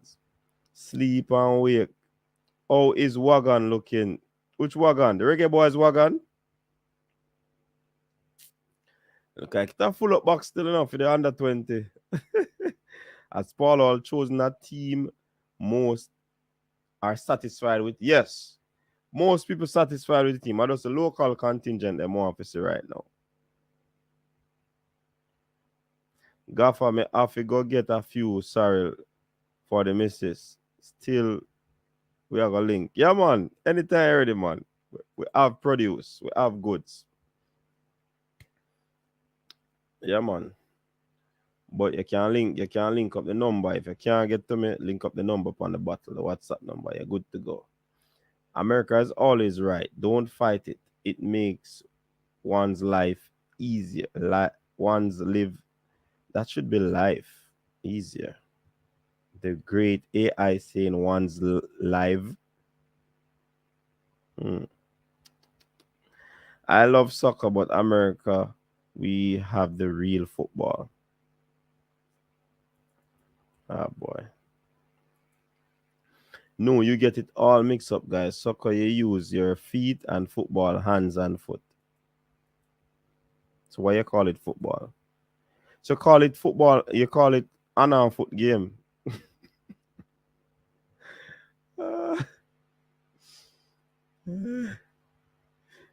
The ball can't even graze the hand on the field in football. The only time you use the hand is when you throw the ball or the game break. You can't take up the ball. Brian is saying Mr. Butler is a problem child. The man want to tie up the players them like he did Leon and Kyle. Boy, I mean, I hear something about some 2002, which you know is that them people are out there. But I mean, the man is a marketer, so who would want to do that, Brian? But I understand what you're saying. When was the last time you featured as a panelist? Did you get evicted, Richard Stevens? Richard, answer brain drain there. Listen, coach's desk evicts no one. None whatsoever. The platform is open to all the supporters of the channel. So that's why I'm gonna drop the link, and who want to come on, I'm free to come on. Show life. I have to dumb down sometimes to fit in. I'm kidding, not kidding. Whatever, man. making a mistake like that doesn't mean that you're dumb. It's typing, and sometimes these things happen. Come on, brain drain. You probably need to link Richard because he's the reason, boss. Someone makes a mistake, that doesn't mean that they're dumb. Well, I guess that's what the Americans say, right, brain?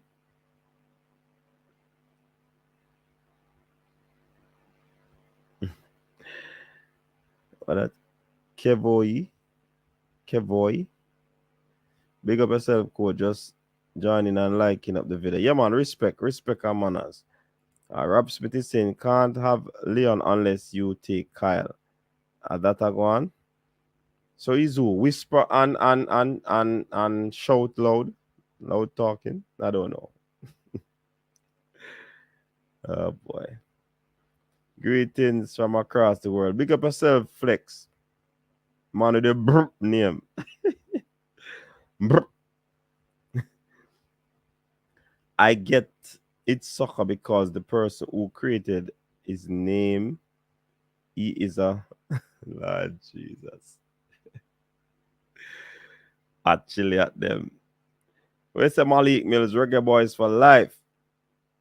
Reggae Boyz for life. Absolutely.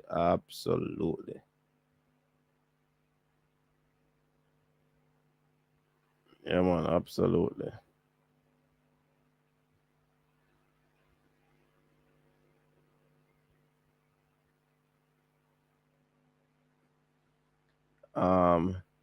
Dumb down, simplify, or reduce the intellectual content of something so as to make it accessible to a larger number of people. So you're saying that you deliberately did that? I don't agree with your brain. I believe it was a slip of the fingers. I believe so. So you didn't dumb down. You had a slip of the fingers. It's saying me just reach what we missed. Nothing much. We're just having a discussion. We had a few callers calling in and allowing people to hear their voice and their opinion on issues. Yeah. I want to know, brain drain. Should I do a watch along later on with the world indoor? Are the world indoor not so important for lose sleep? The ranking is mainly based on enabling our ballers a free entry without the gray area of visa issues. Rudolph is a real victim of their rubbish. That's according to Jodex. Boy. Rudolph Austin. But this comment came before. I think I read that comment before, Jodex.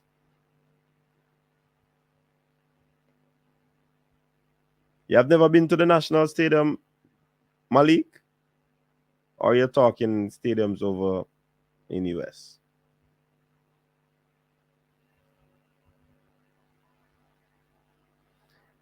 Brain drain. It is quite appalling that an AI would make a mistake. However, it was a mistake. I guarantee you that. If it makes you feel any better, don't admit that you erred. All right? Coach, we have a question. I don't know if me is a whole idiot or a half idiot, but I watched an interview that Cataract did over Simon Channel. Oh, a Cataract Channel now, A Cataract Channel now, And U20 squad dip in the diaspora players from the US and Canada. And U20 squad dip. I understand the part there. Nope, I'm talking the national stadium. Okay. Every Calabar student goes to the stadium every year. Hey, brain. His brain is draining. So you're saying that you're a conceited brain? Okay, I get that much. Hey, you know what that is telling my brain? It's like a person like you know, or an AI like you, and they make a mistake, you know, man. All for weeks you dream about it and I wonder how it happened, you know.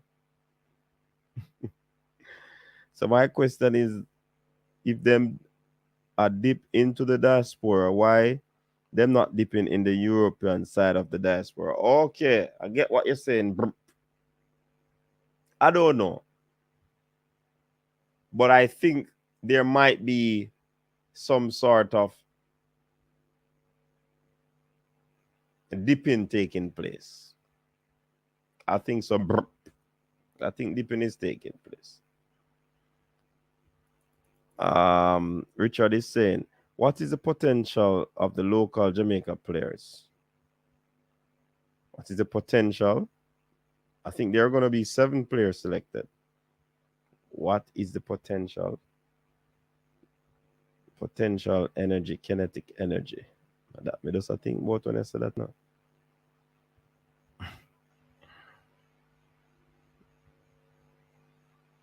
There are a few I don't know how to answer that honestly. Can you compare them to the likes of athletes like B. Liston and Clayton Twins for a level on an international stage? Do they excite you? To be honest, if you're going to use that brain drain, that is an unfair compare and contrasting that you're using there. Very unfair. Because we don't have any youngster right now except a Richard King that can, in my estimation, do what our young athletes are doing at his age and compete with the athletes on the international stage. Well, I think that's an unfair, very unfair question, brain drain. Quite frankly, he's the only one that really excites me at this moment. The Pearson youngster is good as well, but does he excite? I don't know. I actually was looking forward to your watch along this morning at 4:30 a.m. to discuss those PB by Brian and Sharika. All right, Tuffy and Mike, come on, you know. We have 2 U20 players we know of in Switzerland playing senior football. We have Lawrence playing for Bayern, and you don't know England enough players that able to represent the country. I think they're dipping, they're dipping. What they'll find, we don't know yet.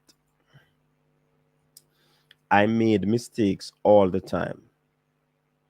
Just the big ones bother me. I can imagine. I am okay with losing small battles. The major wars are my only concern. Could you give us an example there, brain drain? Coach, turn Skillibeng and make sound effects. No, I saw the man name. Charge you want to get name from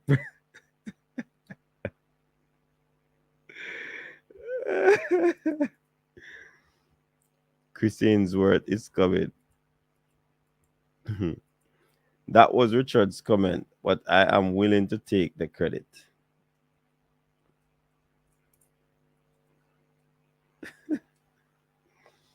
All right, so I hear you.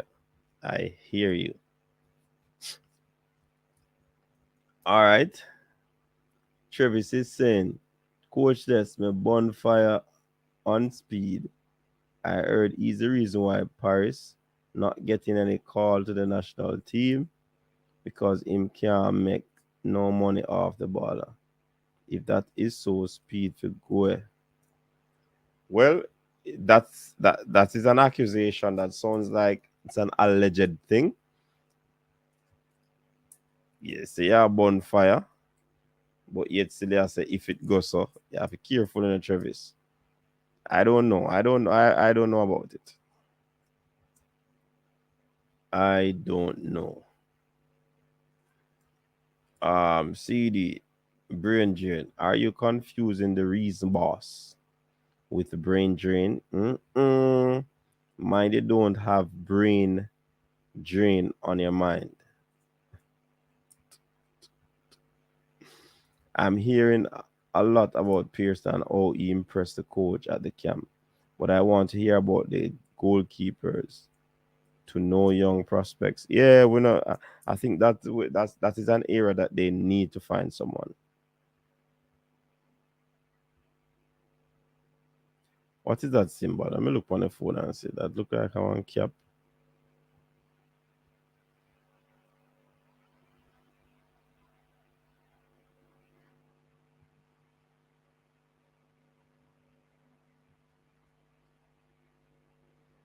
Yeah, it look like a cap.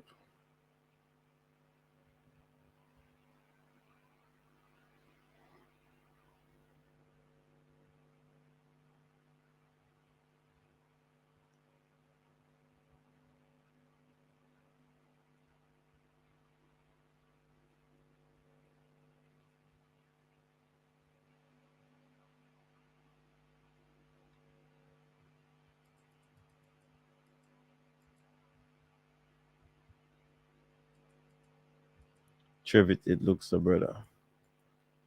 Coaches, you need to do an investigation on that matter then. Yes, that sounds better, Travis. That sounds better.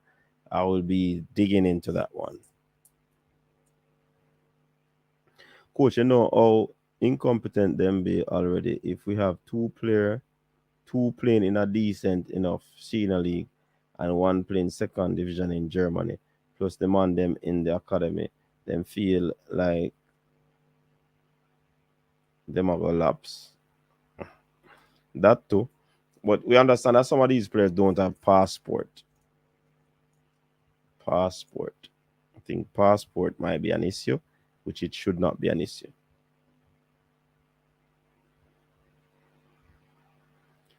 Baller card, that's why me not send my cousin Cavalier, bro. Me send him a MBU.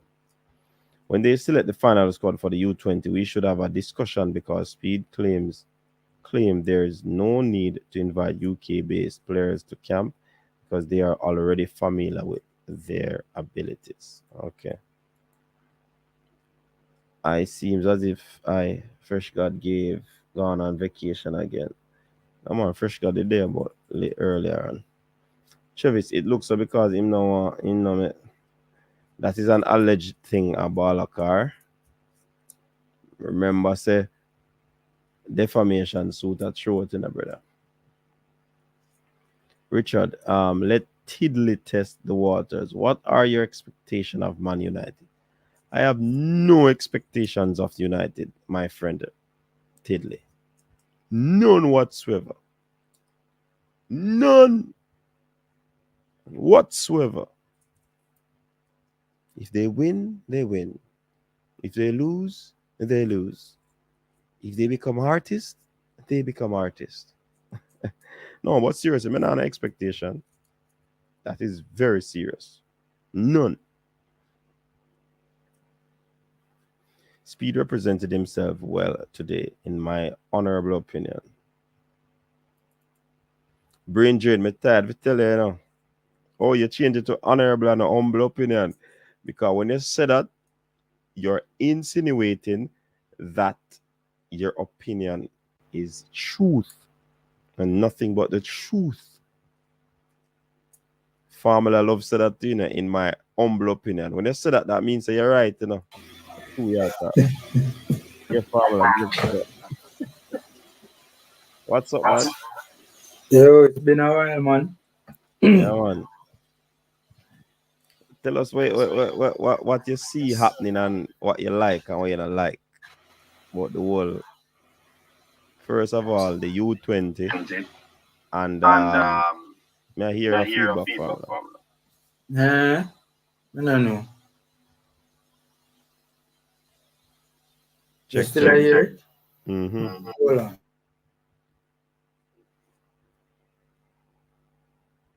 Yeah, you heard it. Check, Yeah, check. It good now. Oh, Yeah, yeah. man. So the last 3 games that we have, what expectations you have, and what are your thoughts on the latest happenings with this U20 team? You think the whole saga around it is gonna cause some sort of confusion and discombobulation of the players? For starters, a good while ago, somebody I go jump on and I get a call, All right. So I mean, with the whole, your topic as it relates to the senior squad. I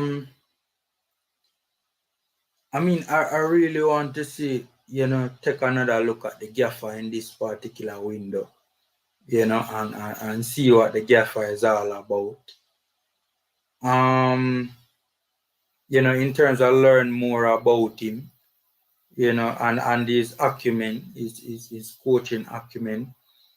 I mean, obviously our national team, so we always want to see our national team play. We always get excited and happy about when the national team play. Yes, this time around, it's a little bit different because, of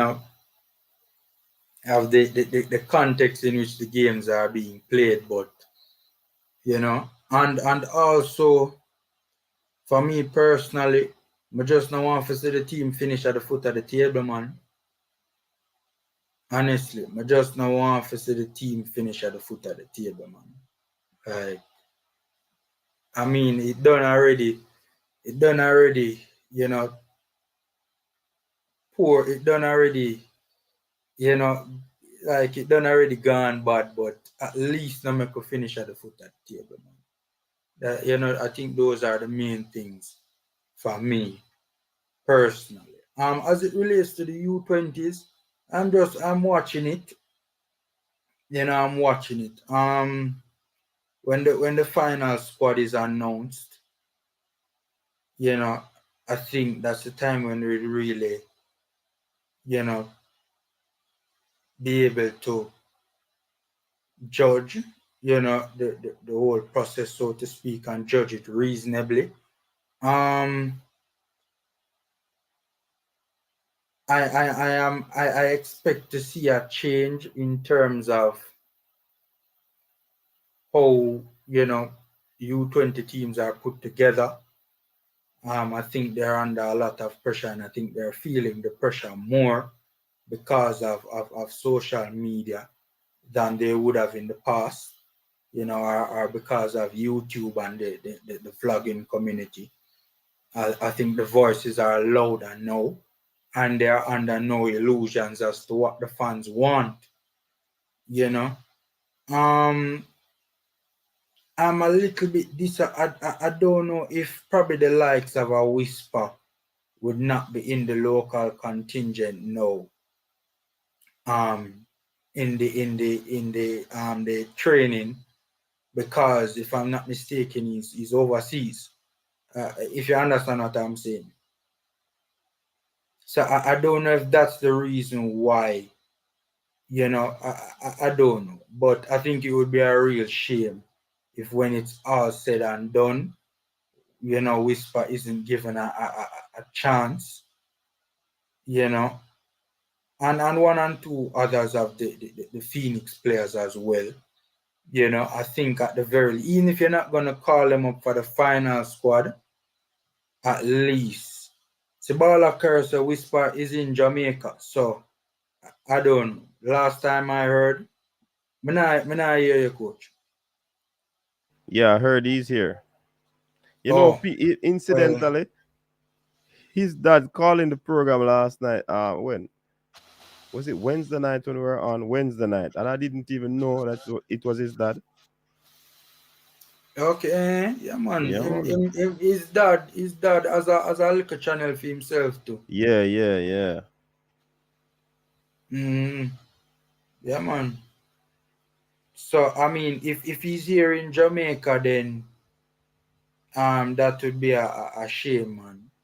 And if he's not gonna be given an opportunity, that would be a real shame, man. Because I mean, even Rudolph Speed himself has spoken about, how special that talent is, and that he has played against Cavaliers, and that he was very impressed, with the player and his performance. So, but I'm just watching it, man, to see how it all unfolds. A positive, yes, that there seems to be preparation, taking place earlier than we have usually seen it. There seems to be some sort of a plan in place. I heard Speed talking about playing the respective JPL teams, which I think is a very, very good. And I mean, to be honest with you, it's just common sense, to be honest with you, when you think about it.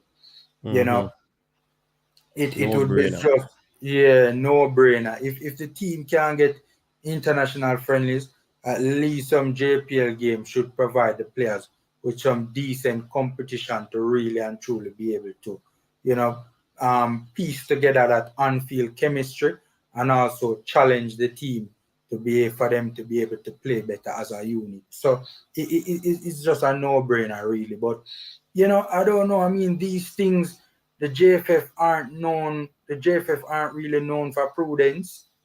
So you know, it's good to see that things are. We see some improvement in the way of you know the preparation for a major tournament. I mean, even the Reggae girls, and the U20 girls recently. I mean, many people would say that would not the preparation for those respective tournaments as well. So even in recent times we have had, and the boys as well, the senior team, even in recent times we have seen where the preparation has been less than ideal. Yeah, man, we have But always had a preparation issue. yeah, but at least there's some effort, you know, in trying to change things.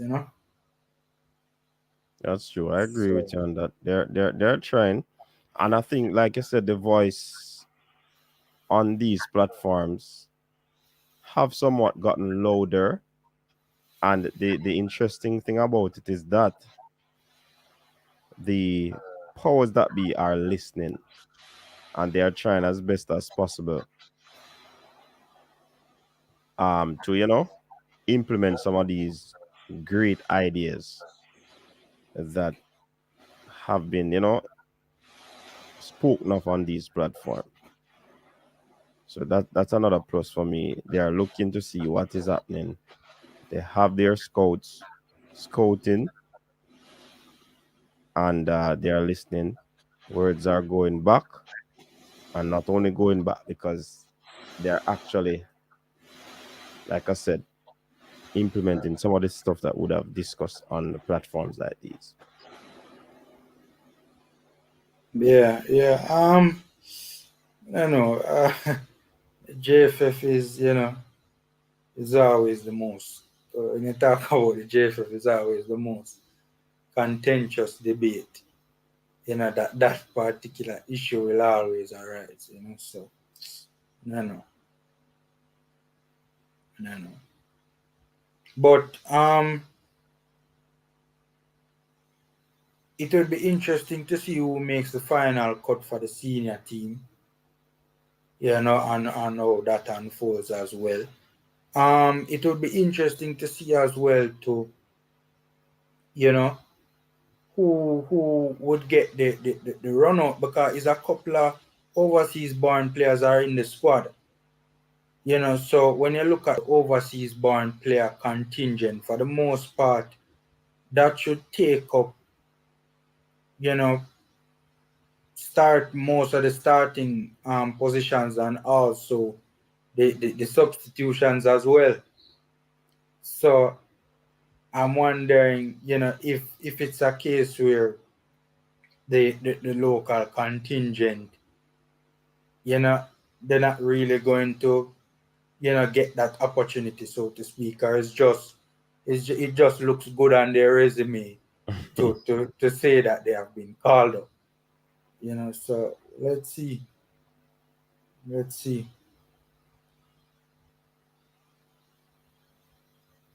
All right. Reason Boss is joining.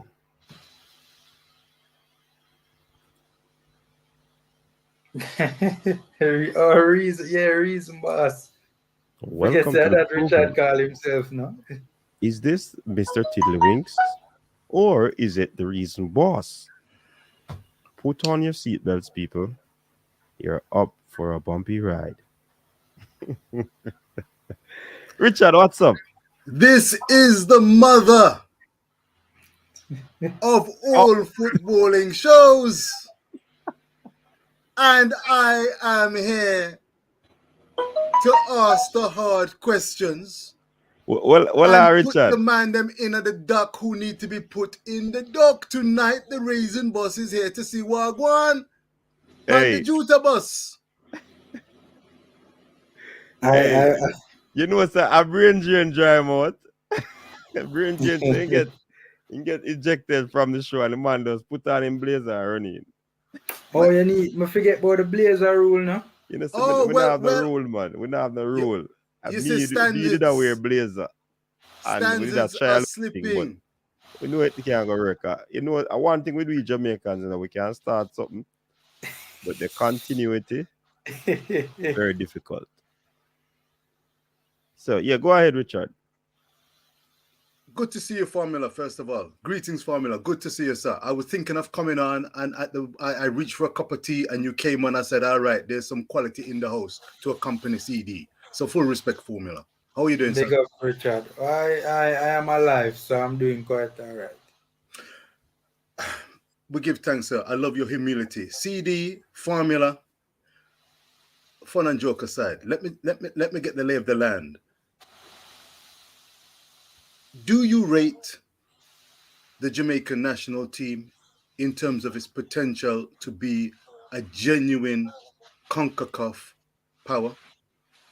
Under Paul Hall, Tapper has come and gone. We've got Paul Hall at the helm now. What do you make of Jamaica's footballing talent potential, Formula and CD? Straight up, give it to me straight. Well, I mean, I think that we have one of the best, pools in the region, so to speak. But I think we have one of the worst federations in the region. So, I think that is really and truly in my own. My Richard, you talk about going forward, right? My main concern has always been the JFF, right? The standard is improving all across the world, right? The standard is improving all across the world. So, for instance, you have teams even in the Caribbean who are now becoming a force to be reckoned with that previously were not even in the equation, were not even on the map, were not even on the footballing map, right? And my thing is that these countries, their federations seem to be very efficient. Their federations seem to, be very prudent and just conducting themselves in a manner befitting a proper federation. So with that being, and it shows in the far jump that these some of these teams have made in such a short period of time, that the federations are their federations have their act together. So I just think that with us, I think our federation needs to have their act together as well. And I think if they don't, we're going to have another miserable 10 to 15 years of football for our respective national teams. I mean, already, I mean, look at even the Javan and the Saga. I mean, from, I see Mr. Porter in the house, so I know he has information where that is concerned. I don't know if anything has changed, but the mere fact What that family, you know, see them pick the squad on him night. Oh, Suriname have subsequently picked the squad. Yeah, and him And he's not in it. No. But my thing is, coach, the mere fact that this Suriname thing is now a legitimate issue. And Javan Anderson is not a player that is safeguarded within our realm in terms of he's already capped. The mere fact that he is still up for grabs, that in and of itself is just, concerning to say the very least. Right? This is a player, that has been trying to sort out his documentation for nearly probably going 2 years. Mm-hmm. From way back in a 2020, like summer 2020, if memory serves me right, this player has been trying to sort out his documentation. Right? So, I don't know, man. I don't know. It's things like this that the federation, if our federation does not improve, to answer your question, the days ahead are gonna be bleak. Look at even Canada, right? Canada, this is not a golden generation for Canada. Let's not be under any illusions. Canada is here to stay, right? And again, Mr. Porter in the comment section, he can allude to the season in Canada. Canada have taken steps to revolutionize their footballing structure and their footballing program, etc., in the last, 10, 15 years. Canada is here to stay, right? They are producing really top level talent, right? Like really, really top level talent Canada is producing, right? Alfonso Davis, if memory serves right, he was at Vancouver, if memory serves right, and he's now a world class player, and he came up through the ranks in Canada. Those are the type of players Canada is producing, right? So gone are the days when Canada was our beating stick. We always used to beat up Canada. Always used to beat up Canada, but we're going to have a rough time with Canada going forward. And more than likely, there's going to be a switch of roles where we are now going to be the victim, or we are going to now be the beating stick. The beating stick, you use that word, my lord, my And lord. Canada is going to be the big team. Hold on. As you made mention of that, Devon Porter is saying, Coach Devon is said, Javon Anderson is not going to play for Suriname. He will be a Jamaican player. He's not going anywhere. Please drop the conversation. No, but Sir Porter, you now have to clear up the issue, man, right? Remember, this is a legitimate issue, Sir Porter. So now, like how you said, Obama make the talk now. We know, say, hopefully, and then Mr. Porter, you have to remember, the player can just get frustrated again because of the lack of progress, and just decide, say, I'm done with Jamaica and change your mind. Right, but no, like how you say, the argument settled for now, or the argument done for now. We can drop the conversation now. But it was a legitimate issue, though, Sir Porter, and one that caused me personally great headache. When I saw that Suriname was swooping in on this baller, trust me, man. Right, I even sent a message to Sir Porter because I was saying to him, please tell me that this is not happening, because I was very distressed when I saw it. I was very, very, very distressed. Like literally, Coach and Richard, I was having a headache because of it.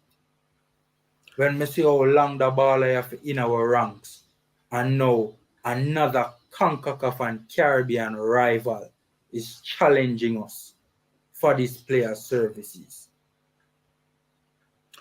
Formula, can I put a pin in it there and ask you a question by way of perspective?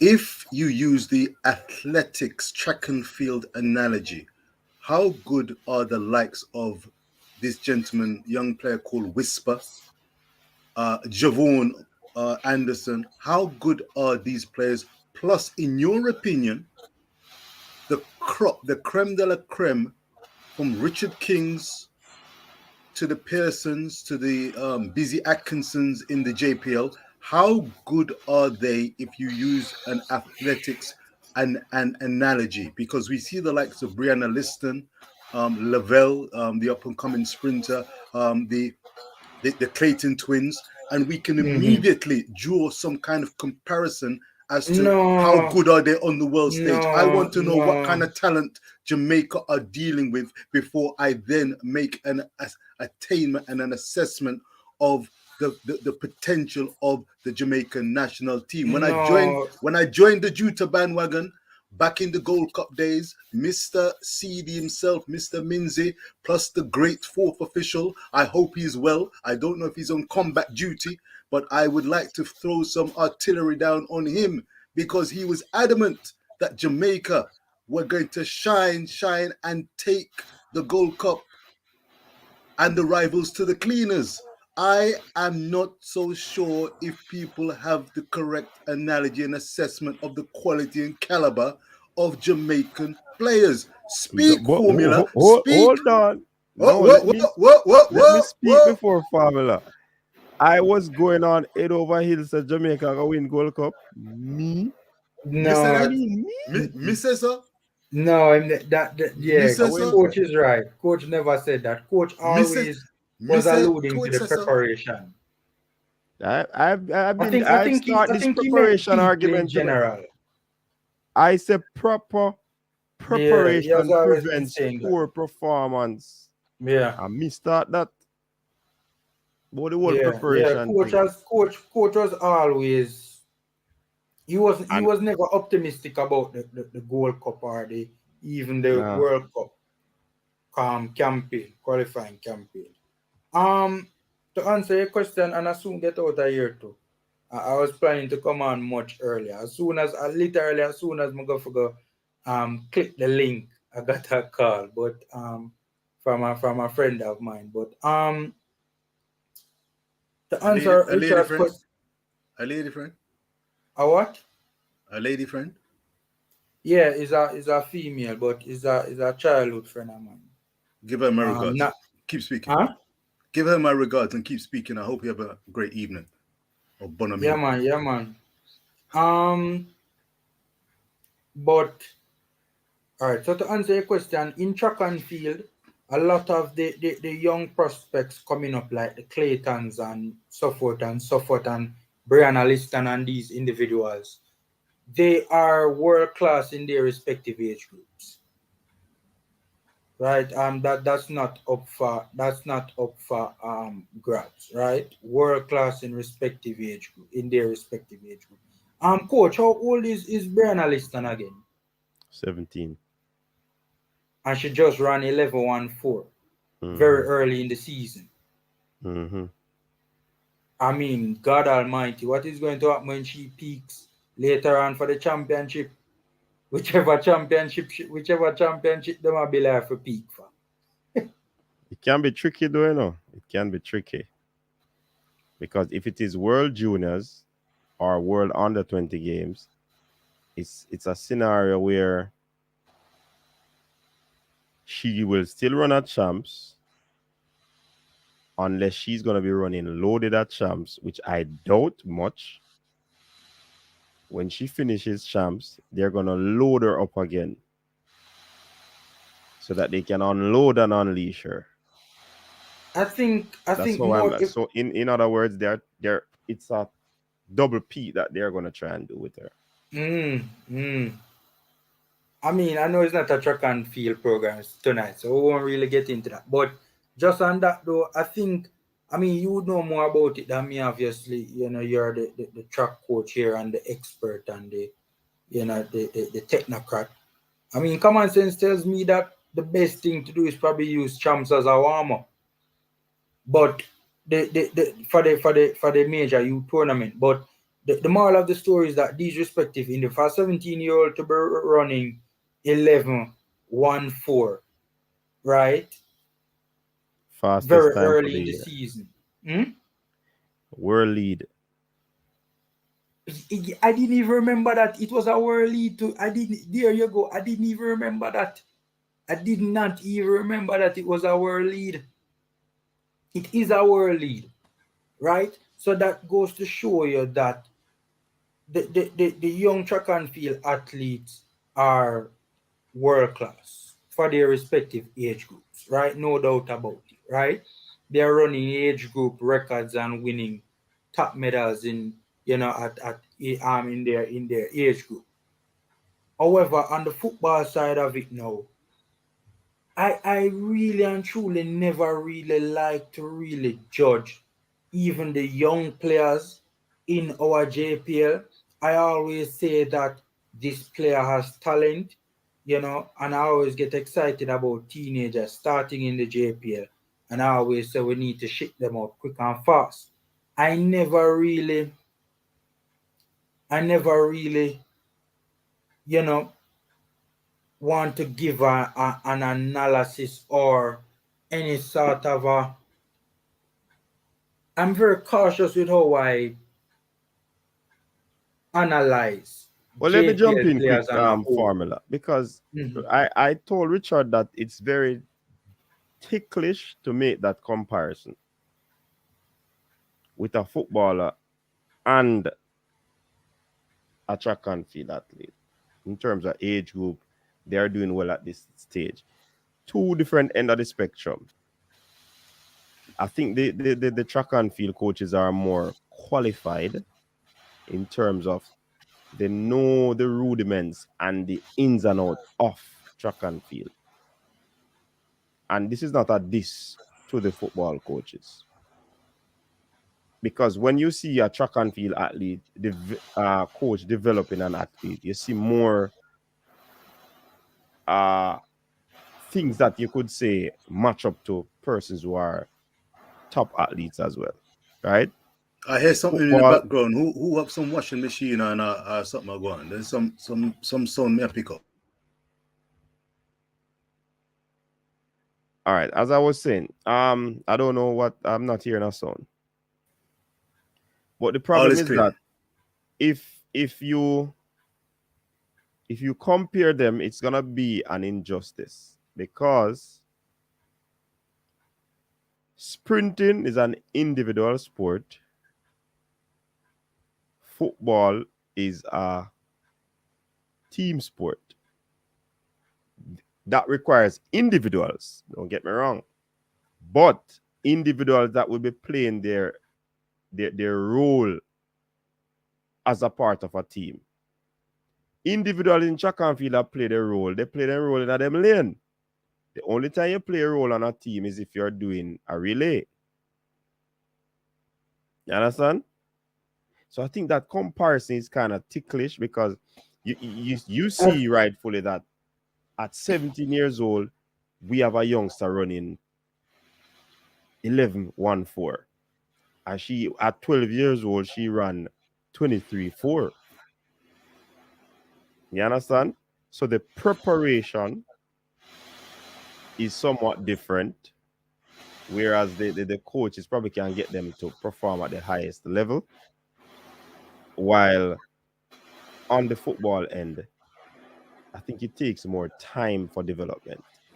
It takes time in track and field as well, but you can get them to run fast earlier, do what the more seasoned professionals doing early as well. But for the But football, that's kind of more difficult. I think Richard's question though is I think really and truly it's I think what he's trying to get a sense of how to measure the Jamaican, Yeah, no, the that's what he's saying. young That's why I'm saying you Jamaican can't measure it footballing with the track and prospects. field. You I still think can't measure it. I think you can. I think you can. I get your point though, coach. But I think you can. The moral of the story is though our youngsters don't stack up with the best in the world at their respective age groups. That's just But the in fact of track it. and field, you'll have that, especially in Jamaica. They are running with the best, and they go Yeah, to world tournaments and they run with the best. but coach, other countries have junior players who are amongst the best as well and who are performing with the best as well. In terms of We just football. not have it because our structure is just foolishness. So now that's the point me I make, Virgin. We can't compare the football here with the track and field because track and field they're on a different tier in But terms of coach, football in Jamaica. Richard wasn't really asking to compare it in terms of which one is better. You know, he just wanted a measuring stick. I But think that's that what I'm is saying. what. You can't use the track and field because that Oh, measuring so stick you're is very saying that long. the debate not happen none at all. It's too long. The measuring stick All for right. the track and field is too long. I I get what you're understand the saying. concept. Remember, I answered you when you wrote it in the comment section. You know, I understand it, but on that premise, it is too far and wide, Richard. That's the best way I can answer it. Fair, Because fair. talent level, if you're making a comparison and a contrast, compare and contrast, you're gonna see a great disparity. That's the picture I want to paint with you. The disparity Yeah. is going to be too far and wide. If you're comparing youngsters in football, youngsters in track and field at the same age, what they do, Yeah. what they don't do, it's gonna be too far. I hear what you're saying, But, coach, on formula, but what I want Richard, to do is I want to all right, break it down in terms of you asked me about Whisper, relativity. do you know? Yes, I did. And I'm talking about relativity as well. Relativity. If we talk about a Liston or a Clayton Twins or a Hill, I can immediately, with my mind's eye, say, okay, that's the kind of quality that we're talking about. Yeah. What I'm trying to get to is regarding the Jamaican national team, the senior team, and the under 20 that I'm really looking forward to seeing. I want to get a mind's eye picture of how good are the players in terms of potential. It So remember, you've got depends. the people like Emil Smith Rowe at Man United. We had a young Ryan Yeah. Giggs. We had Cesc Fabregas at Arsenal, a young player. You could see Emil the Smith quality. was not at Manchester United. I know he was not at Man United. He's an Arsenal player. What I'm saying is a young. You say you pipe up when you want to pipe up. You know. Look here. You see the. you see the talent, and if you name a Cesc Fabregas, You can't do can it in a see. football. Yes, in you can, Jamaica. because even if you're an individual, if I see Richard King is one of the people. If you see a player who can control a ball, pass a ball, pick a pass, can receive the ball, look left and right, and make a pass, looks like they've got more time on the ball than the other players. You can identify the talent. I'm concerned that certain fans have an inflated view or opinion of Jamaican talent. Richard, so I want to try to get a relative assessment of how good these Jamaica players are for the world and people like me to see. Go ahead, Formula. But Formula and Richard, if all right, I don't know if I'm getting what he's saying now, but we kind of understand. But again, I think the disparity is too wide. You can look at a Liston, you can look at a Clayton Twin, you can look at a Hill, you can look at a Brian Level and say, yes, these can compete with international persons. But in the football, you got see talent, you know, but it not reach that international level. That's why I answered you when you were in the comment section. And the only person is right now that sparks, that catch the eye as you ask, is Richard King. He can compete on the international stage. I would have to see them now in a game situation now to make a different assessment. Because playing against schoolboy football, playing in schoolboy football for Pearson, he did his stuff. He played in the Premier League, introduction in the Premier League, and him start well. Will that be a consistent thing going on? Coach. Huh?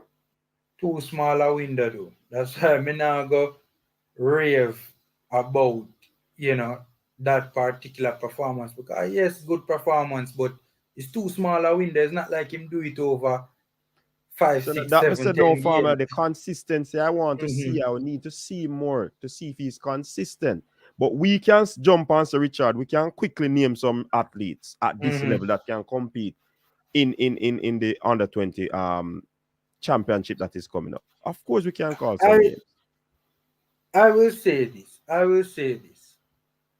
It's the first I've ever seen so many teenagers, you know, doing well and starting and playing integral roles in their respective JPL teams. You know, it's the first we have really seen it. It's kind of like a revolution, so to speak, that is taking place. I mean, I remember a big coach, big coach, one of the biggest coaches on the island, a couple of years ago, was doing an interview on TV after one of the JPL games had concluded. And he had said that, you know, he was not in favor of, you know, of the schoolboy footballers, you know.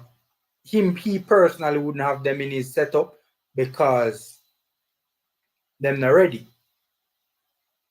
And I think the attitudes are changing now where even if the schoolboy footballers are not ready, at the very least what is taking place is that there is better scouting and also more emphasis on even if they're not ready, getting them ready. And I think that's very important rather than have them sit down for a 3, 4, 5 years for them to naturally develop on their own. And by the time that happen, them ready for the JPL at 22, 23. Right now we're seeing a concerted effort to have to blood teenage talent into the JPL. Right, so we're seeing a lot more And you have to big up Mr. teenagers. Speed for that. Cause he stuck with Yes, and him he stuck with him paved the youngsters way with and people Cavaliers. see it and him win the league. He paved the way with Cavaliers, and he has been doing it for quite a long time, right? So we have to, be optimistic about that in terms of gone are the days when the U20 squad was comprised of mainly schoolboy footballers. Now JPL, now a lot more JPL players from what I'm seeing, at the very least from the local contingent will be featuring in the national setup. Whisper is class. Give me a comparison. I want to know because I've not seen him as yet. What are we talking about? Whisper is class. All right. Who This is is he? a Give me a player- comparison. this Who is are we a- talking about? This is a player that at 15 years old scored a spectacular goal against Sheffield United's under 23s. Against Sheffield United's U23s, he literally walked through the defense and put the ball in the back of the net. As a 15-year-old. Any 15-year-old that can do that against a U23 team in England, especially a U23 team that plays in the U23 leagues in England. I don't remember which one of the Premier League 2 leagues that Sheffield plays in, right?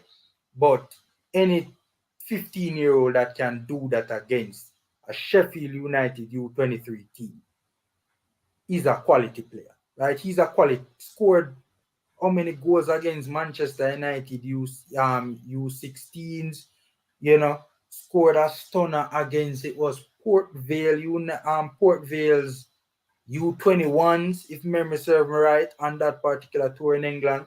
So Whisper is a quality player. He's a well-rounded player. He's a tall player. He's like 6'1", 6'2", right? But he is actually, from what I've seen of him, it looks like he's predominantly a wide player, right? But he can also play through the middle as well. So he can play on the wings or he can play as a number 9. So he's a versatile player, right? It's not every day you usually see a player who is at 6 foot who their main position is out wide. So I guess that gives some indication as to the level of technical ability, right? And I'm telling you that tour of the UK that Phoenix did last year, and some of those goals Whisper was scoring against some of those big teams, big youth teams from out of England. It wasn't just the amount of goals, it was the quality of the goals, right? Some real, like, I mean, one of them was from half line.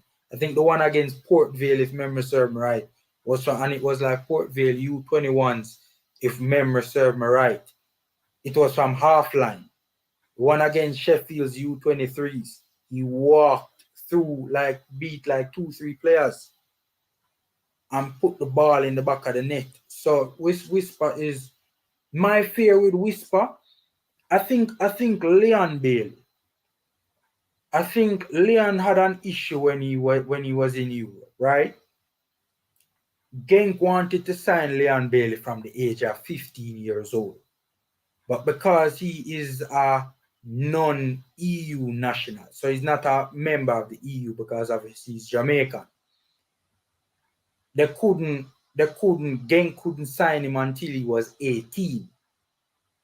So that's the rule in Europe, you know. I don't know. More than likely Richard knows this, that in the EU, clubs cannot sign non-EU players before the age of 18. So for EU players, they can sign them at 16.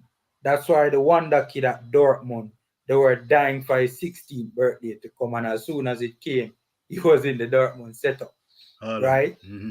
But for non-EU players now, they have to wait until they are 18.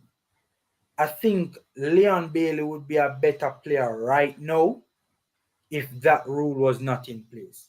Because if Genk could have had the opportunity to have signed him at 16 rather than have to wait the 2 years until he's 18, that's like a 2-year gap of major development that Leon would have missed out on. I think Leon Bailey would be a world-class player right now if he had that, if he could have signed for Genk at 16, because I think right now Bailey has world-class talent and world-class potential, but I think he'll be world-class now if he could have signed at 16. So I fear the same thing might happen to Whisper in terms of, and I heard Craig Butler made, allude to it and make mention of it, that the challenge now for him is to try and find ways in which he can be gainfully occupied in footballing terms between now and his 18th birthday. I worry for Whisper. I don't, because my thing is, I think Craig Butler probably needs to try and think about a different route for Whisper.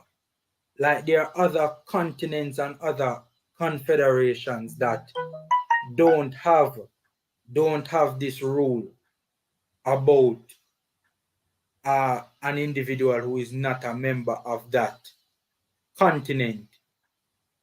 I mean, in terms of they can sign before the age of 18, if you understand what I'm trying to say. So I think Craig needs to look into that and try and get him, because I think he's ready to be a professional. Aren't there anything such as extraordinary waivers where if somebody is sufficiently talented, they can be taken on board? And what I'm also wary of, I'm wary, and yet I'm also aware. I'm wary of excuses being thrown in that suggest that so-called and supposedly extraordinarily talented Jamaican players are being held back for one reason or another due to red tape. That's what I'm wary of. But I'm aware of the challenges and unique opportunities at the same time that exists for Jamaica. This is what I was saying going back to when the Gold Cup was taking place. Jamaica, with such a wide diaspora of talented players across the world, there's so much opportunities.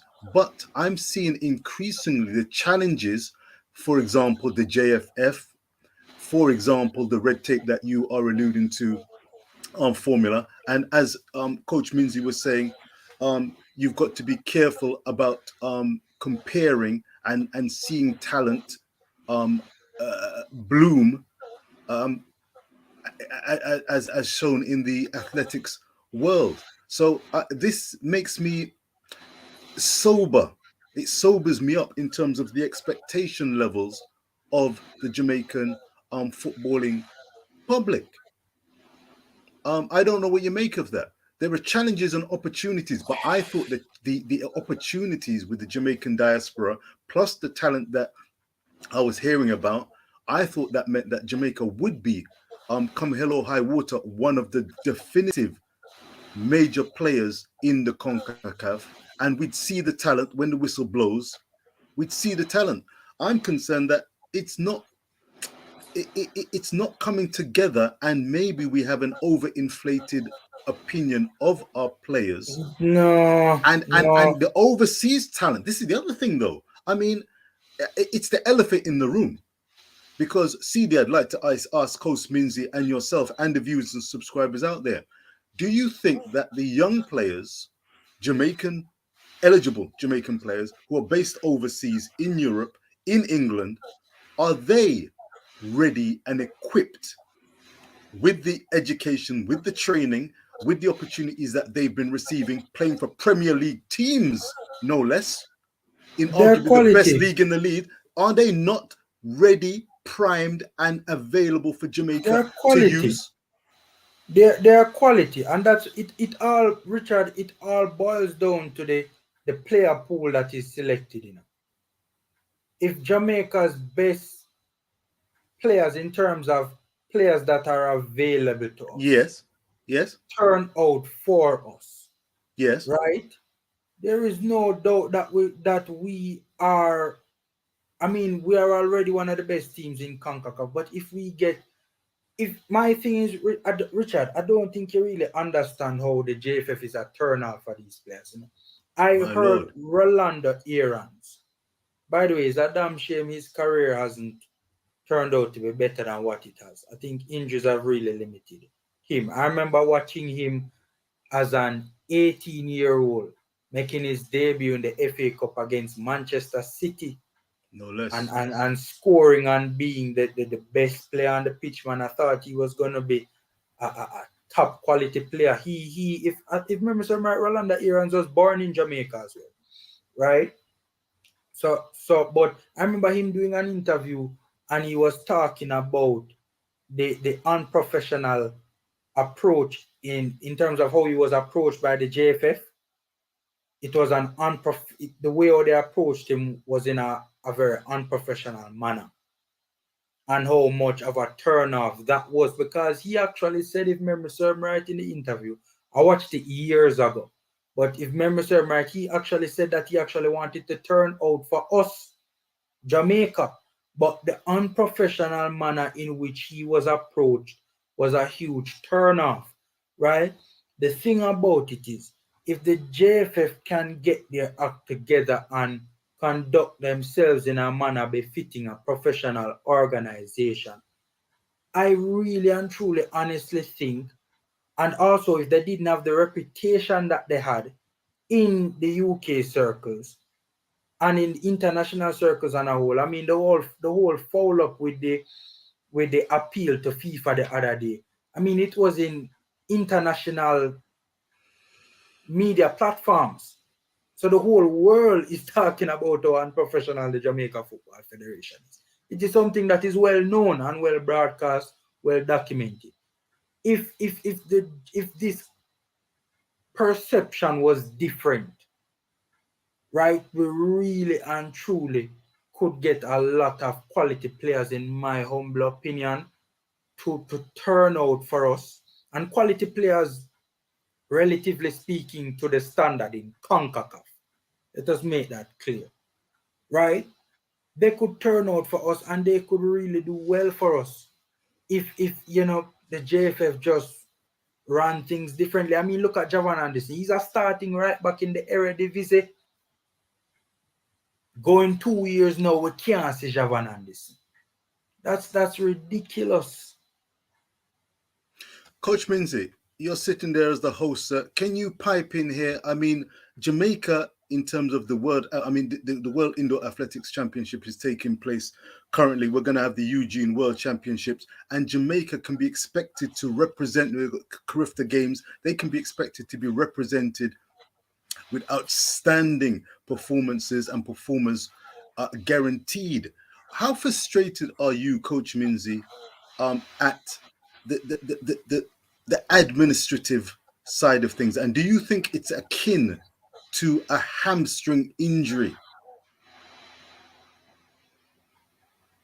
of an athlete when you see the talent, quote unquote, that is available, but due to these administrative gaffes, Jamaica as a national team that's been put out is being held back, hamstrung? Do you see it as strongly as that? Or do you think the actual talent, as we've just easily espoused regarding the Listons and the Clayton twins and so on and so forth, the list is endless. Do you think that is unfair or fair? I got you at some point about the hamstring, similar to hamstring. I think the Jamaican situation, you're making reference to the football, right? Absolutely. I think it is way deeper than hamstring injury. It's more of an Achilles sort of injury. Ooh. And that one is very, very, very difficult. It's a possibility that there has to be some sort of surgery. All right. Fresh God is saying that he doesn't agree with formula that we have the best team in CONCACAF. And he said that it is far from it. No, I never said that. Was that one statement made? One of them. Did Fresh God make that statement because of locals that are not developed properly? They have not reached the high echelon of the developmental ladder? Or is he making reference to not knowing about the vast amount of talent that we have elsewhere in this world? Would that make us the best team because of the plethora of talent that is around the world, around the globe, that we could assemble? You know? Cool. So in terms of hamstring, I think it's more like Achilles for me. It can be fixed though. I remember people have been always talking about the quota system. I'm not certain if that is of any effect anymore. But I think in order to really conclude it, Richard, to put a lid on it, I would definitely have to see the final squad to really make a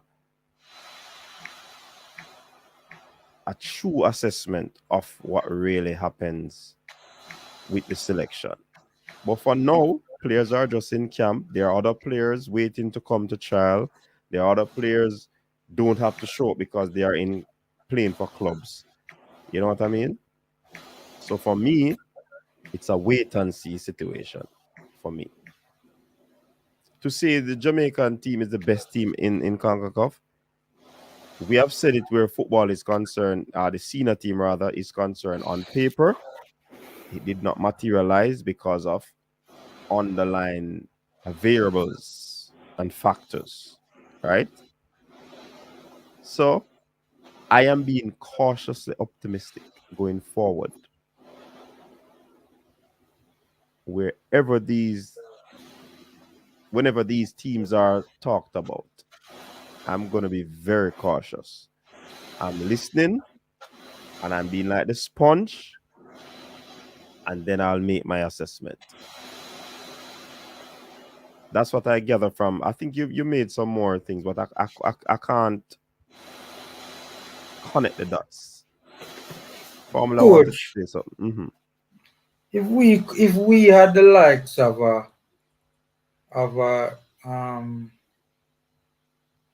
Javan and this in the squad, if we could successfully convince the likes of Johnson at West Ham or my boy there Southampton name again, man. Yeah. Two of them at Southampton, but especially the fullback. God, I don't know me at that. The fullback at Southampton. If we could Walker Peter. Walker Peters. Walker Peters, right? Brent And he's not Rico Nathan Henry. Redmond. If we could convince, well,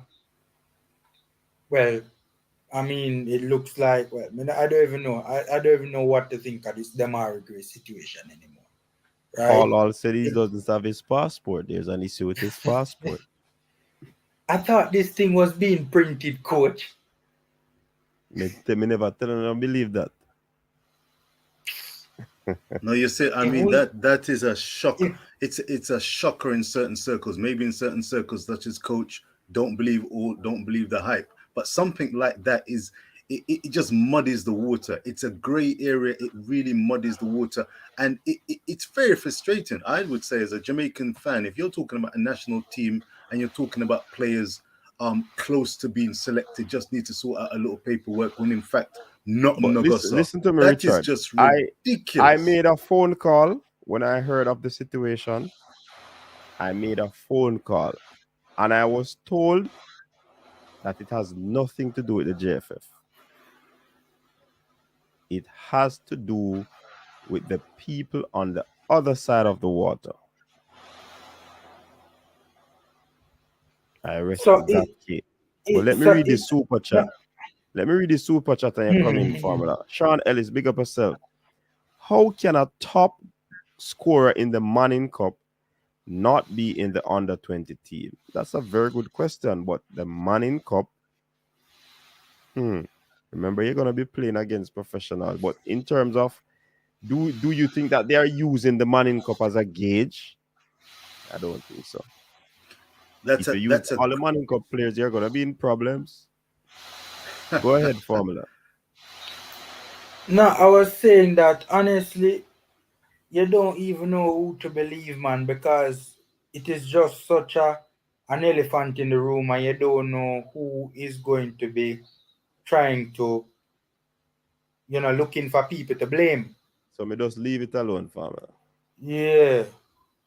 I mean, it seems to be, I don't know, it seems to be,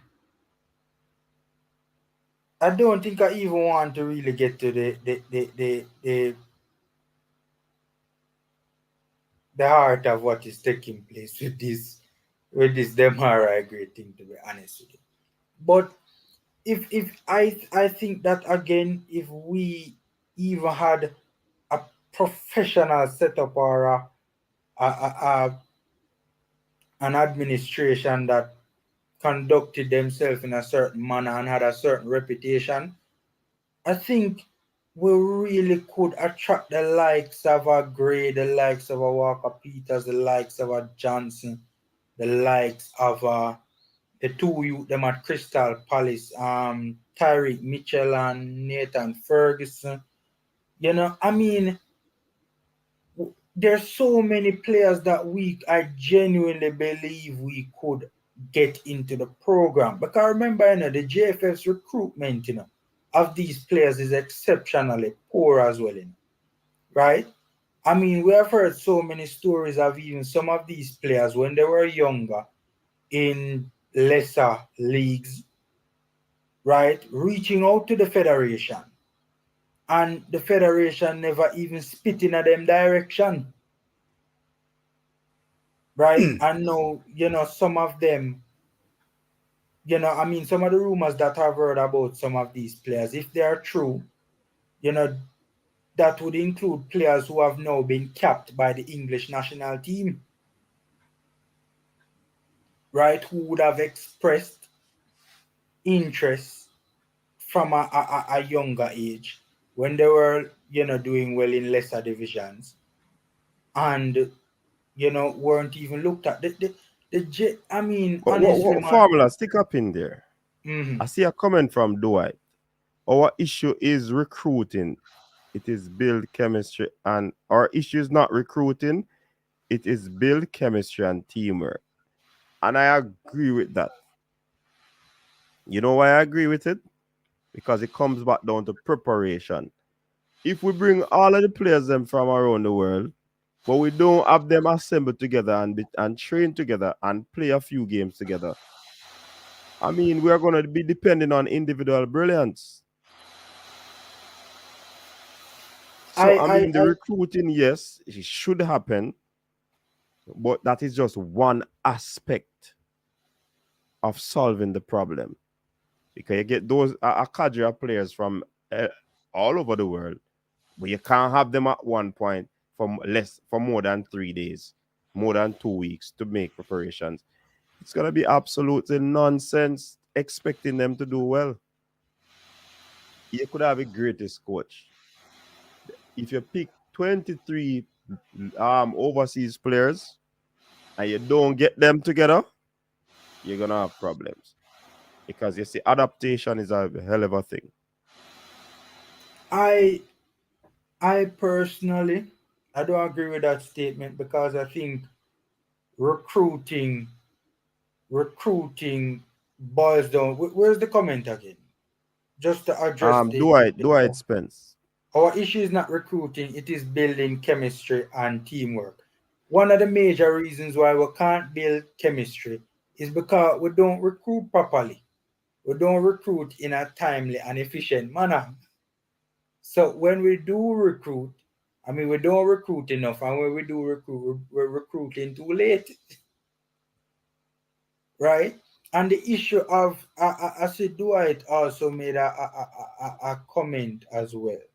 I will have to talk about Sir Porter comment as well, you know. But to address another comment that Dwight had made, recruiting good players into a team that has not that has no system or chemistry is pointless. I don't know if I agree with that statement, Dwight. What is a system? I think many people are of the view that one system right throughout all like we need to have a set system in place, you know, right throughout our country.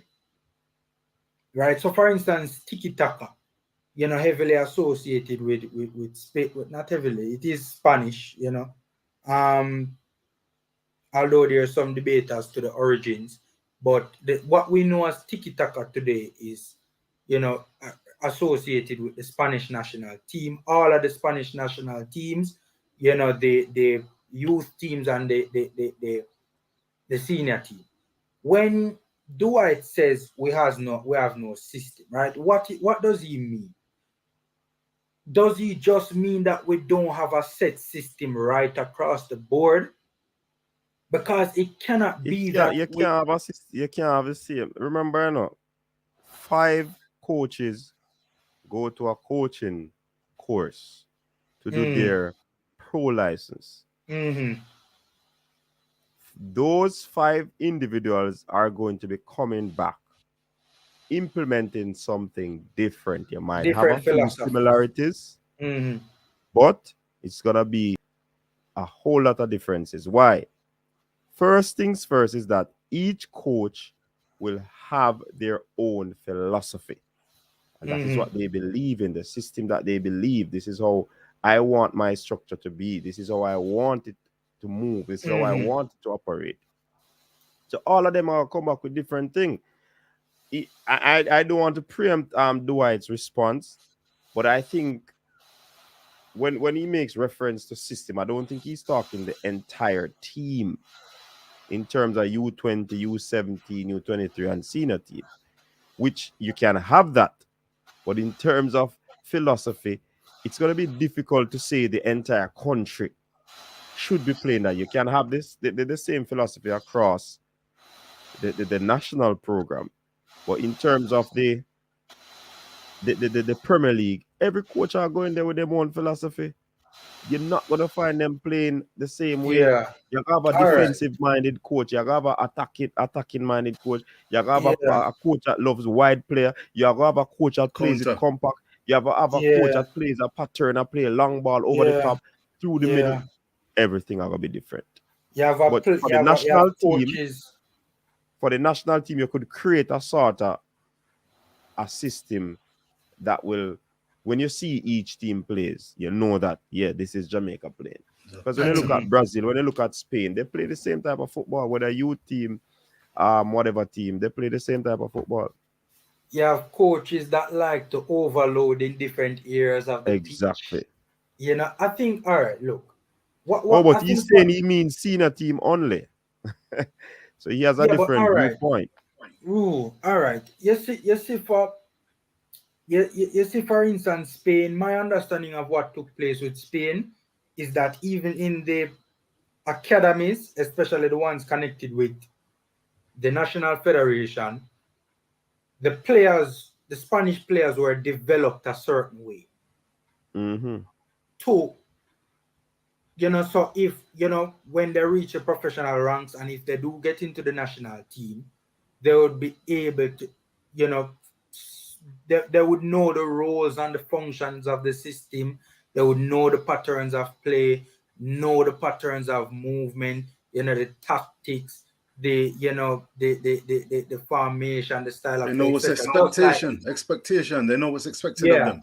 Yeah, man, and can slip into it accordingly. And it boils down to the role of the players too, because playing a left back position, you're gonna know that you have to do this. These are my roles while playing the game.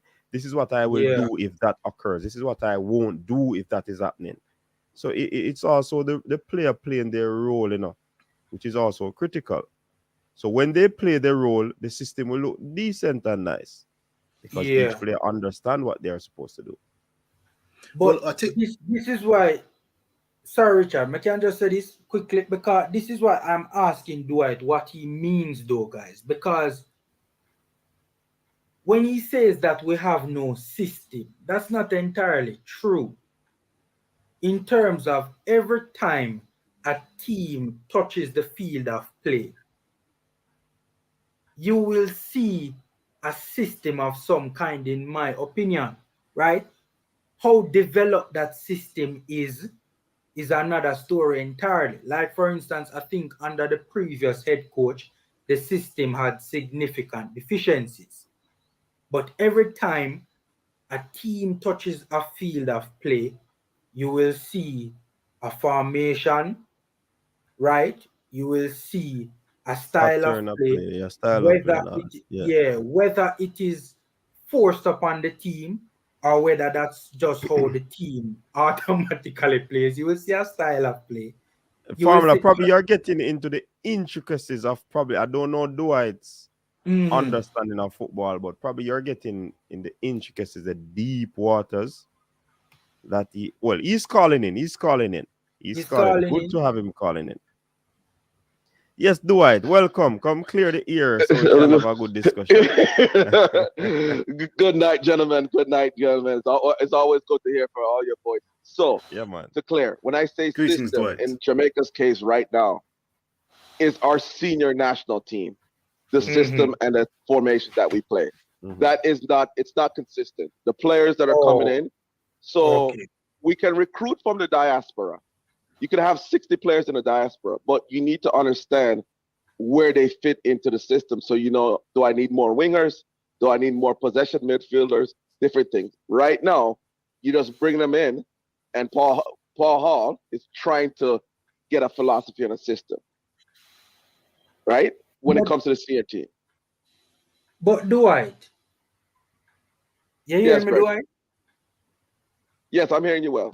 To be honest with you, a number of national teams, they don't really have a consistent system that is applied game in, game out. I mean, I'm watching Canada, right? We talk about Canada. Let's talk about Canada, right? I'm watching the Canadian national team. And game in, game out, even at BMO Field in Toronto, game in, game out, I don't see the same thing every game. I see major differences from game to game sometimes. Sometimes, you see the consistency, But then there are other times. Devon is saying they do. Canada has a system. Is saying they do. I disagree. Canada very much has a system. They defend. They keep the ball away from their defenders because their two center backs are weak. They're ball playing defenders. They don't get them in one-on-one duels. They're wingers. They have two of the best wingers in CONCACAF, Davis and David. David plays center forward, and they put what's the other kid? What's the young man that's in Turkey? They put him out on the wing, and they feed them all game, and they come at you with energy. Their midfielders are destroyers. That's Canada's system, and they have played it throughout the qualifiers. If you want to beat Canada and put Canada on their backs, isolate their center backs, because that's their weakest spot, and then you can exploit them. But if you notice, as soon as their center backs and their outside backs start getting imposed, they double team to compensate for it because they know it's their weakness. Canada has a system. Trust me. That's why they're undefeated right now in the World Cup qualifier. All right. They do. I hear your point. Right? And I get what you're saying to a certain extent. You do see things that are consistent, from game to game. But in my humble opinion, I also see the Canadian national team sometimes with some major differences game to game. They'll make tactical. Yeah, those are tactical changes formula to compete against a particular team. But I don't think they make tactical changes. But if you look at Canada in the 2019 Gold Cup, 2021 Gold Cup, and the World Cup qualifier, there is a system there. No, but what I'm saying is, coach is basically saying that there are tweaks, right? The differences are so major. There are what? There are tweaks, tactical tweaks. Tactical tweaks. Sometimes, so they might use the same formation, which is the system, and then they make a tweak in terms of how they are going to counter the team that they're going to be playing, based on probably their scouting report on the team.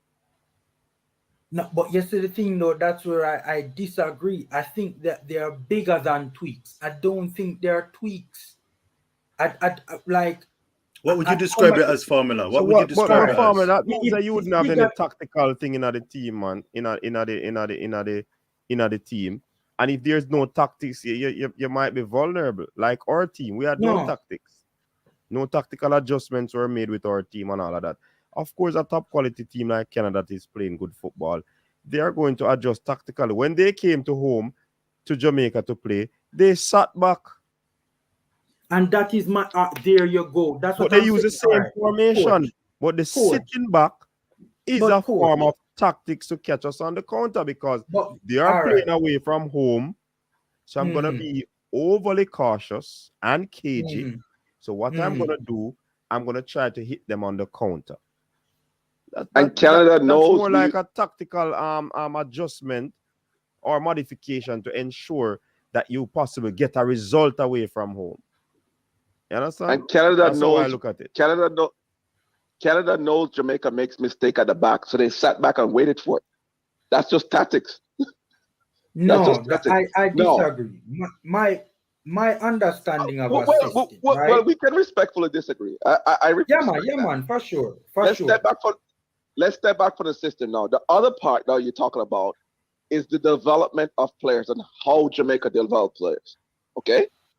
I've had the pleasure of traveling for my regular professional job, traveling around the world, and I've had a chance to see academies in different parts of the Americas, Costa Rica, Brazil, Argentina.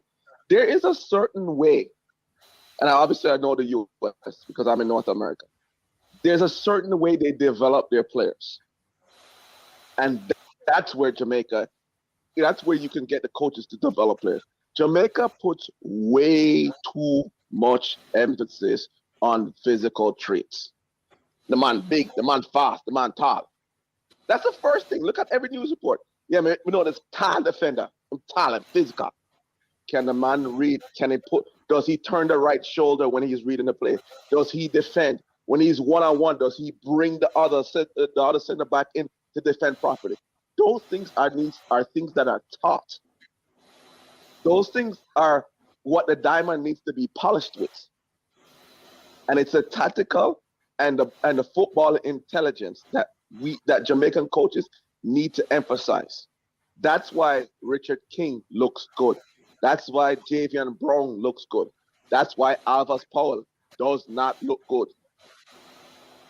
That's why Pearson looks good. The man I pray with him brain on him head. Yeah, and what I heard about him is that he's very aware. His footballing IQ is up He's there. a bright young Have man. that He's too. a bright young man. Yeah. He's a bright. Even I watched an interview with him on Unseen Sports, and you could tell he was a bright young man. You could tell. So that's Dwight, not surprising. But Dwight, can I ask Dwight a quick question? Yes, Dwight, sir. can you hear me? Yeah, man. Give thanks. Look Yes, at I the can hear comment you, below. sir. All right, sir. Dwight, look at the comment below that's on the screen. How can the top goal scorer in the Manning's Cup not be in the under 20 team? Can you answer that for us, Dwight? Because he's playing against 14 and 15-year-olds. He needs to do it against 18, 19, 20-year-old and big man. That's the difference. Match the level of competition you're going to face. Can I say this Respect. in response to the Respect. He knows his football. Go ahead, Formula. Respect. In response to the whole argument about systems, right? For instance, I remember the Spanish national team, right? That was a national team that consistently you saw the same thing game in, game out. So my idea of a system, or what I know to be a system, is a little bit different, right? You know, in my humble opinion, a system consists of a number of different things, right? It consists of a starting formation or starting formation in respective moments of the game. It consists of, you know, roles and functions of respective players. It consists of a style of play. It consists of patterns of play, patterns of movement, that you guys get the drift. Now, what I'm saying is that game in, game out, when I saw the Spanish national team in their prime, right? With Xavi and them man, right? I saw the same things every game. Now, I will give you this, that ability also plays some factor. Even when they were playing against the other best teams in the world, right? Like some of the best teams in the world, they still played the same way. Like literally, I saw the same thing game in, game out. Now, I understand that because you know, teams are studying other teams, and you know, in the interest of unpredictability, I think unpredictability is like a major thing now. And also, you know, not having the oppositions like know what you're gonna do game in, game out. I think because of that, the game has kind of changed to where even when there's a system in place that you see game in, game out, there is still, there now what you see are what they refer to as tweaks. So adaptability, and also, you know, not having the opposition study your knowing your game plan game in, game out, has facilitated this thing called, you know, tactical tweaks. Now, in my home, let me read this formula. Let me read this. Playing systems. This is from the Guide to Football. Tactical theory analysis. A team's playing system is a set of tactical instructions that are assigned to its players. A playing system includes an attacking system, which is the playing system in the attacking phase, which of course, you know, these are the moments of the game. And a defensive system, which is the playing system in the defensive phase. A player's tactical instructions are instructions that tell him how he should use playing methods. Tactical instructions include attacking instructions, which are tactical instructions in the attacking phase. Same thing on the defensive end. A team's playing system, therefore, instructs players how to apply the tactical dynamics. As such, it sets out a dynamic framework for the team by defining its tactical shape and establishing the patterns of player movement and ball movement that its players should create. Let me let him digest on the part. Patterns of ball movements that they should create. Then that I When he refer to says that patterns, the patterns of play. That's No, what they call but also patterns No, of but play. I think So he what does that? emphasized that because do you see our players doing these things? I think that's why he emphasized that. If I see our players doing those things, no, but that's, and coach, that's why I said, you know, under the previous Jaffa, there were deficiencies, right? So there was a Previous system in Jaffers, place, you right? know.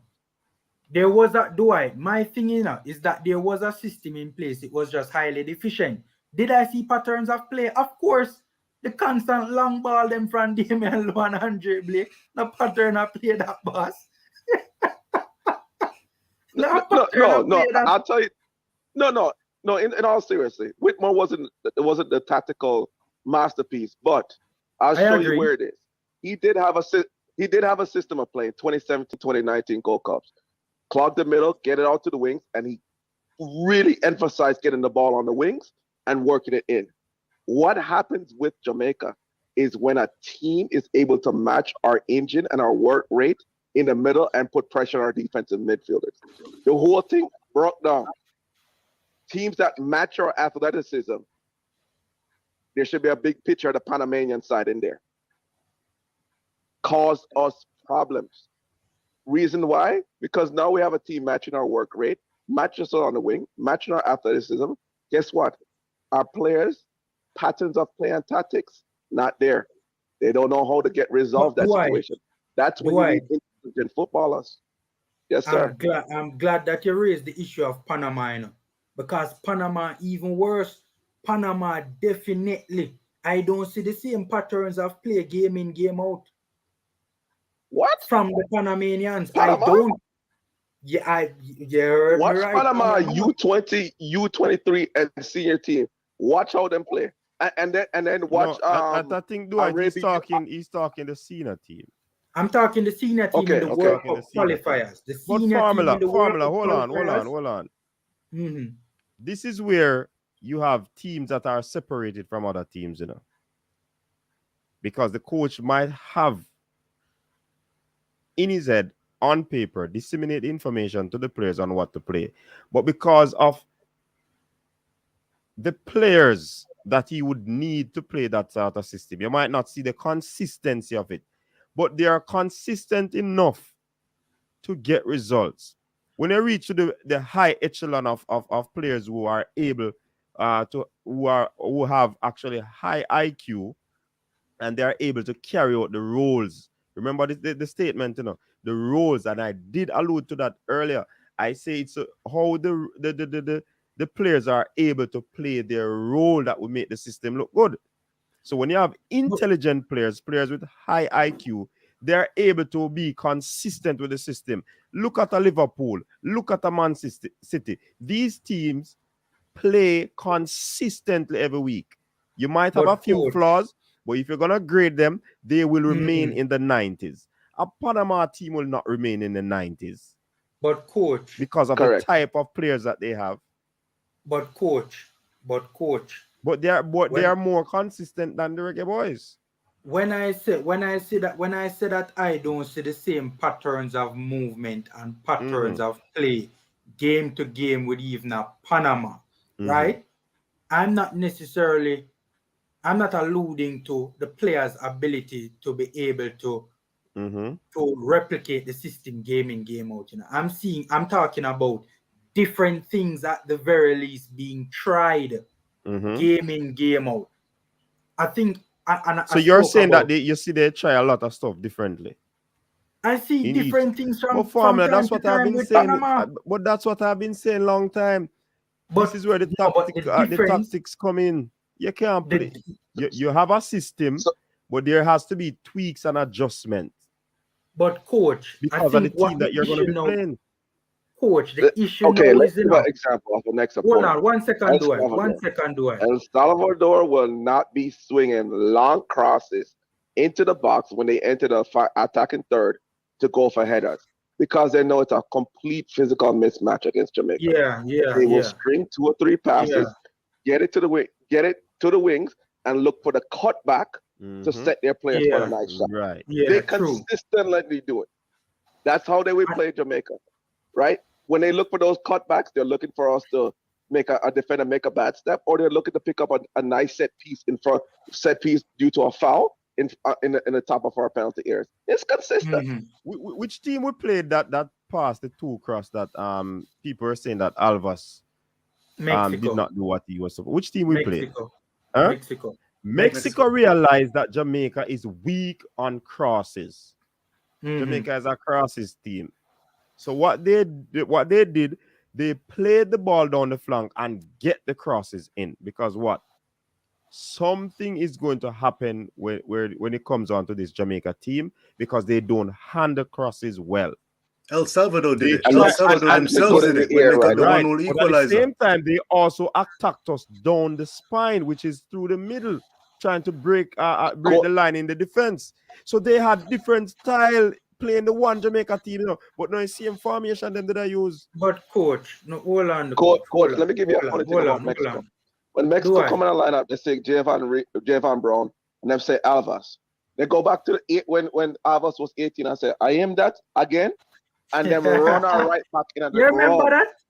You remember that? Them running him out of the ground. Them say, hold on, they put the same man. The same man we see at Portland. All right, when Alvas was 18 in the National Stadium, you remember that? The man run him out of the ground, make him look. Against the same team, against the same team, Dwight. Against the same team. And we come back 10 years ago and line up the same thing. I think the thing that I got changed. Mexico run him out of the ground. Here's what I'm saying, guys. Here's what I'm saying, right? The big question is, where does it go? Where is the line in the sand, right? In terms of what amounts to a tactical tweak versus when the change is so big that you have to conclude that it is a change in system. That is what I want to know. Because I don't think, like, I don't know if you guys get what I'm saying. We're both on the same page. Hold on. Are you saying formula? I think sometimes it's a system change. Which is a formation change. Because the system have to do the formation too, you know.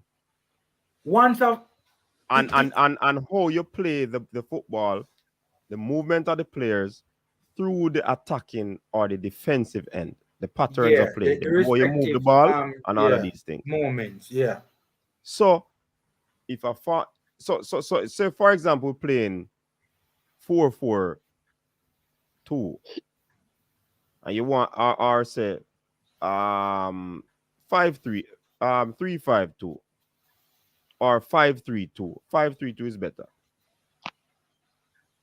You're using your wing backs to overlap, right?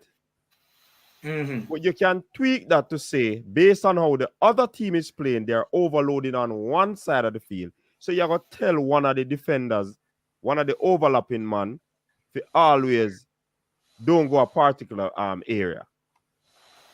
So you might play the ball on his side, you know. But when it comes to the attack, if he goes, somebody would have to cover across based on how that team is overloading on that side. Because if they lose the ball and he's forward, we are going to have a problem defensively.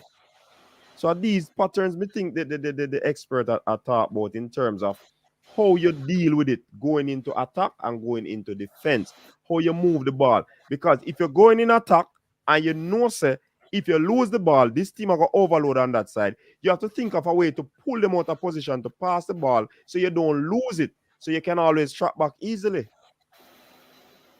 But a sister reporter make a comment in the comment section, right? It is not a system change, simple. It's transition, right? Simple transition. And obviously, It's Coach Porter would be more versed on these matters than I am. But from my understanding of it, the system would comprise of all the respective elements in the different moments of the game. So that includes the attacking and defensive transitions, right? You see, the thing about it is, we will never really fully know what a coach has in mind, right? We can't read in mind to know if that was quote unquote, if that change was initially premeditated in the, to form part of the system for that particular, in a response to that particular issue arising, or if it's just right then and there. So a particular set of circumstances arise and the coach just say, yo, may have to adapt to this, and just sets a bomb and make a change that was not previously planned. We will never be able to read a coach's mind to really know sometimes if it was obviously a system change or it was just a tactical tweak that was premeditated previously. Okay, let me give you one, okay? We know our personnel. Jamaican players do not change, don't when they come to Jamaica, them whole brain don't change from how they play at the club. If you watch the players at the club, under pressure and when they're in difficult situations, it's the same way they play for Jamaica. Give you a prime example. Right, sometimes. But let me give you a prime example. Ethan Pinnock. You want to make Ethan Pinnock look good? Keep him in the middle of defense. 3-man backline. I have seen Ethan Pinnock get stretched out and get out wide and isolated. Christian Pulisic skin him like him not look like a schoolboy for Chelsea. He came in CONCACAF, another baller come out there, isolated for the wing. I think the Panamanian come out there and skin him again. Right there, if you're playing a system with a 4 at the back, you want Ethan Pinnock nowhere near the outside. He's going to look like a cone. I think he has improved on that though, big time though. Because he played. I think he has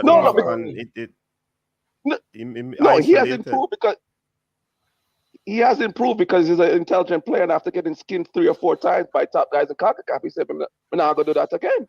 My contract value has gone down." So the intelligent player, yes, he has. But overall, this in general, what Jamaica needs to do at the national team level is identify players with that high IQ that can make these adjustments. What I mean, players like Pearson, players like Akwasa Chong, right? There's one player that I guess he was too old for the U20s. This player makes intelligent runs in the box. The boy has positioned himself. Busy. Warner Brown from Tivoli. Busy. No, Warner Brown, the matter. Warner Brown from Tivoli. Oh. Yeah, Busy Atkinson. Busy Atkinson. What Busy Atkinson needs to do, he has the intelligence, he has the capability. He needs to go play a season and a half against big man to know that some of them dribble, not go work against seasoned professionals. But does he have the IQ and the skills to do it? Yes. So he needs to understand that the longer he stays in the JPL, the more his development gets hurt because he's getting away against certain skills that work against semi-professional players that do not work against professional players. Let me read that long time. It's a fair point. I struggle to really grade our JPL players because Johnny Talbot last season was one of the best centre backs in the JPL, but yet still he went to the Portuguese 3rd division and never even saw a match day squad. Never saw a match. I am sorry, but Johnny Talbot has looked horrible for me from day one. If the club that he played for didn't have the initials H and V, I'm not sure he would have made it. No, man. Last season, Johnny, I saw games with Harborview last season.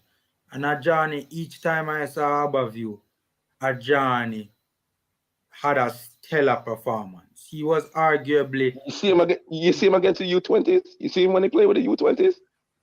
When he faced against some young professionals, how that look? Yes. To be fair, but that's why I'm saying. Go off them 5 matches. Dwight, you and I are saying the same thing in a Dwight. Give you a better idea. You and I are saying the same thing in a Dwight.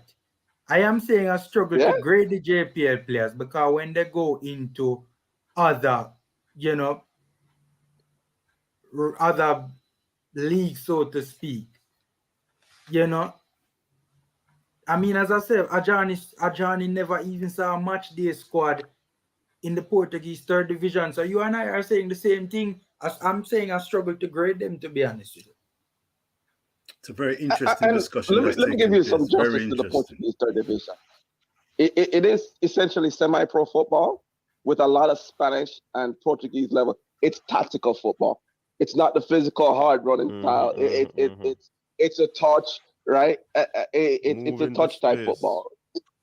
Yeah, if you understand the Iberian Peninsula and how the football is played there's a certain type of player.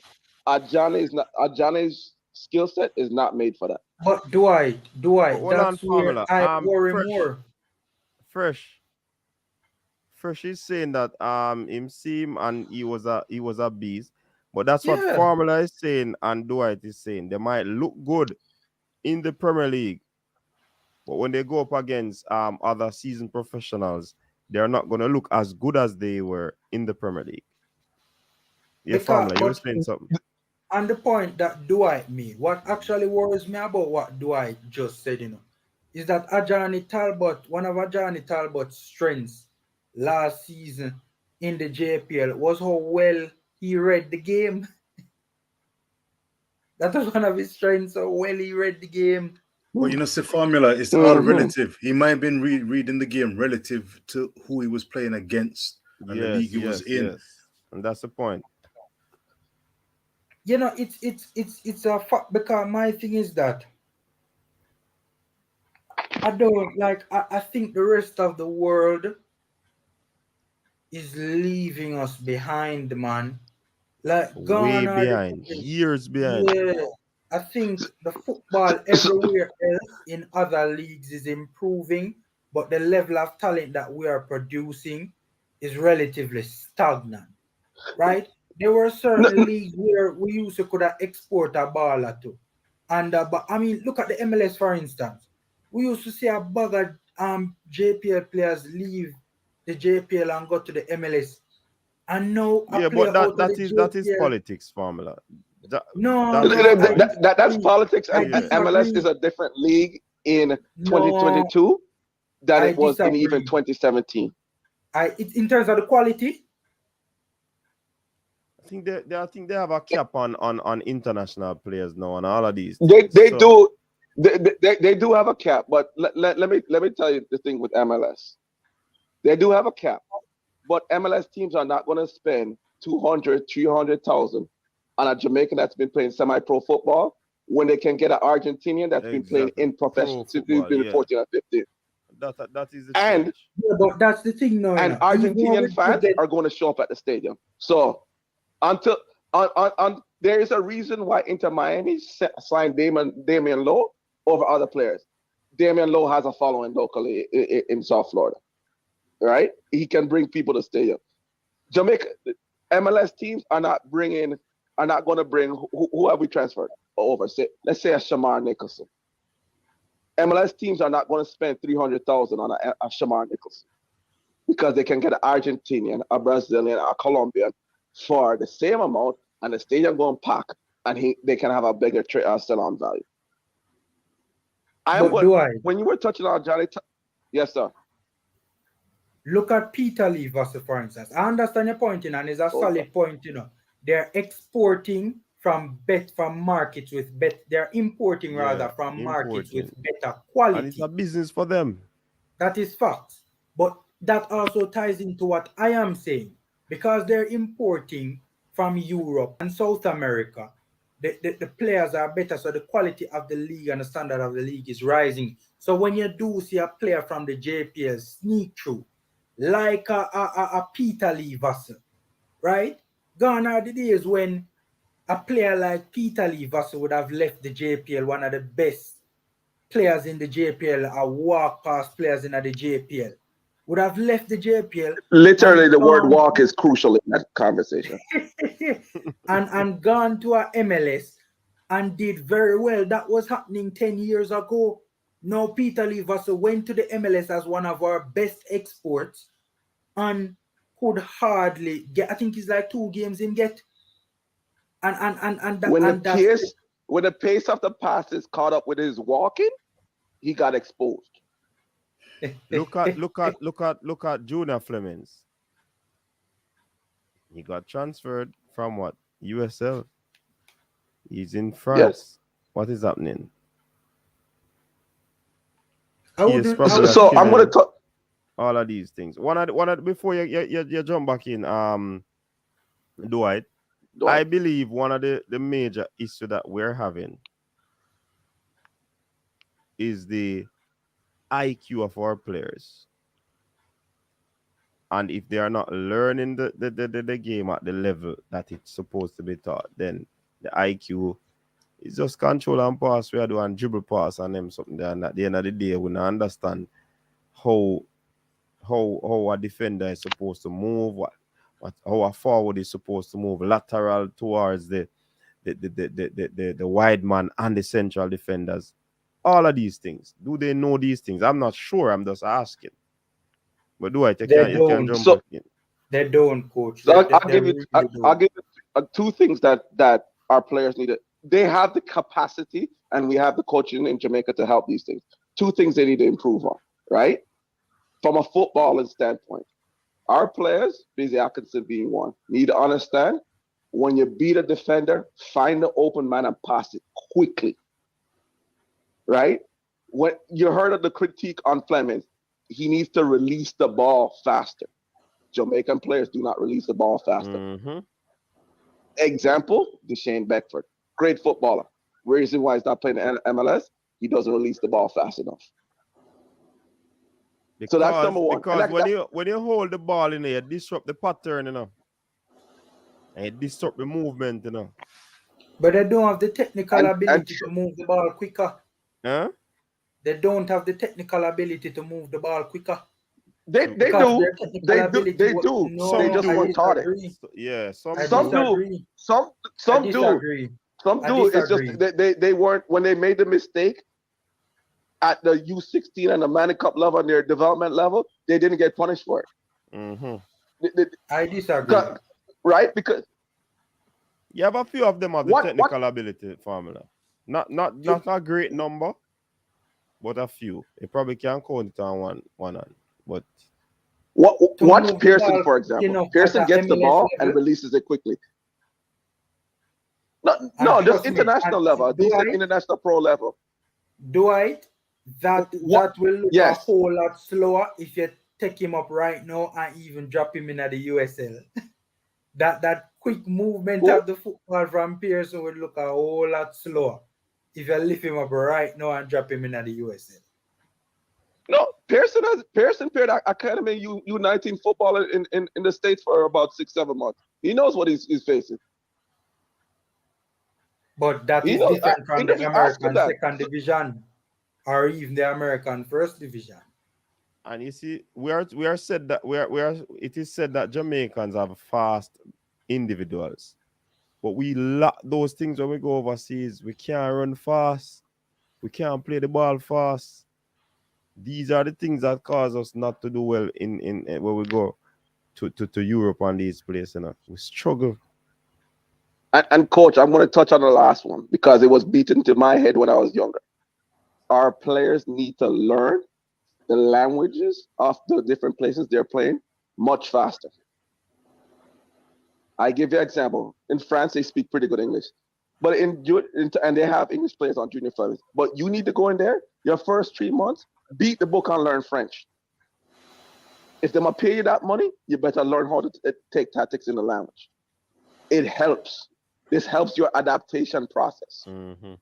Yeah, that's true. Because guess what? Guess what? If we're not getting into the top league, the top tier in MLS, guess where's the only, and we're not qualifying for work permits in England. Guess where you have to go? somewhere where them not speak English.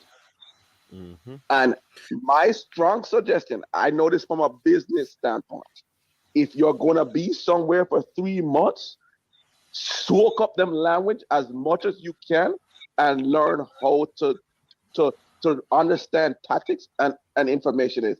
Because guess what?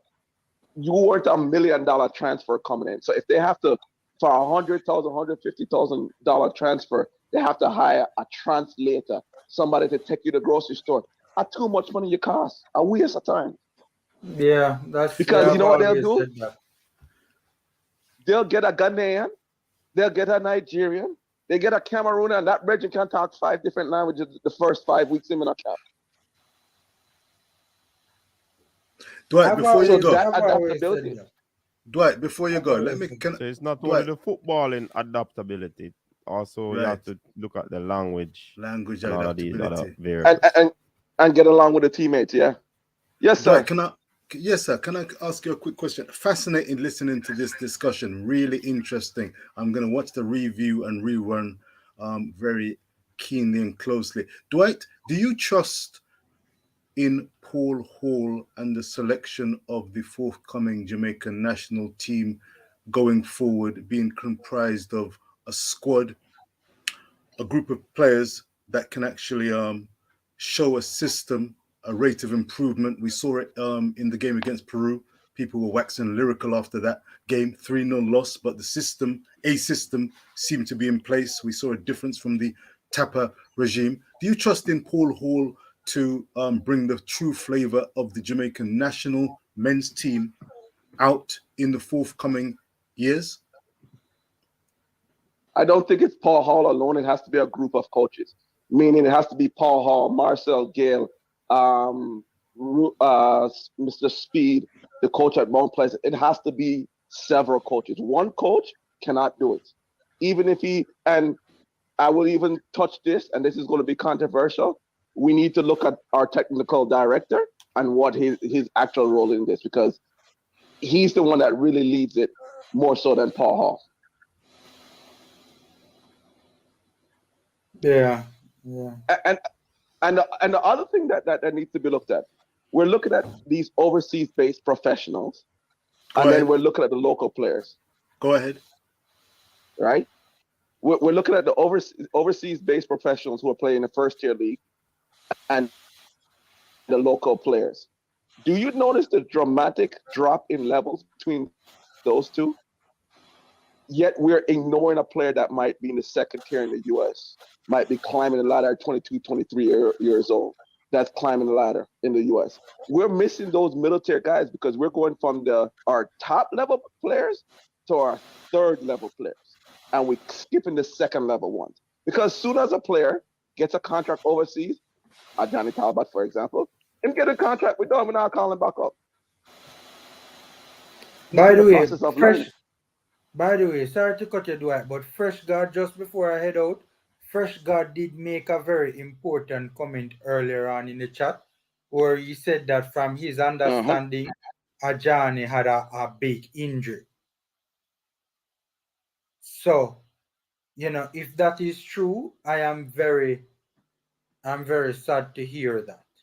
If that is indeed true, that when Ajani was in Portugal, he had a big injury. So if that is true, that is sad. And very unfortunate. Very unfortunate. An opportunity like that, it comes around. You never know when it will come around again, and for that to have happened. And if that is true, it would explain a lot, because that particular move got me very worried. When I'm looking at the games of this club in Portugal, and I'm not seeing Ajani Talbot not even on the bench, it was worrying, man, that arguably the best centre-back out of the league was struggling to even make the squad of a third-tier European league. Portugal, not even like Italy or England. That makes sense. Anyway, take care, guys. Remember, Coach, Formula, bless. Take care, bless up. One of the things that will always happen whenever a player moves to a country that's not loaded with Jamaicans, so it's not Canada, US, or England, there always will be a 3 to 6 month adaptation period. It is what it is. It is what it is. No, the other thing to look at when we talk about the gap, when Alex Marshall was in Jamaica, he got called. Went to Canada for 2 years, didn't get called. Now he back on the island, getting ready for preseason, get called again. Why weren't we not calling him while he was developing in Canada and playing against professionals day in and day out? So that's part of the transition and the patterns that Jamaica, that's an administrative thing more so than anything. And Paul is actually talking him up now. He is. The technical. Who's the technical? There's a question from Brooke. Who's the technical director? Are you referring to? Who are you referring to, Dwight? We're going to let Coach Minzy touch that one. Who's the technical director, Coach? I know who it is. Wendell Downswell. Thank you, sir.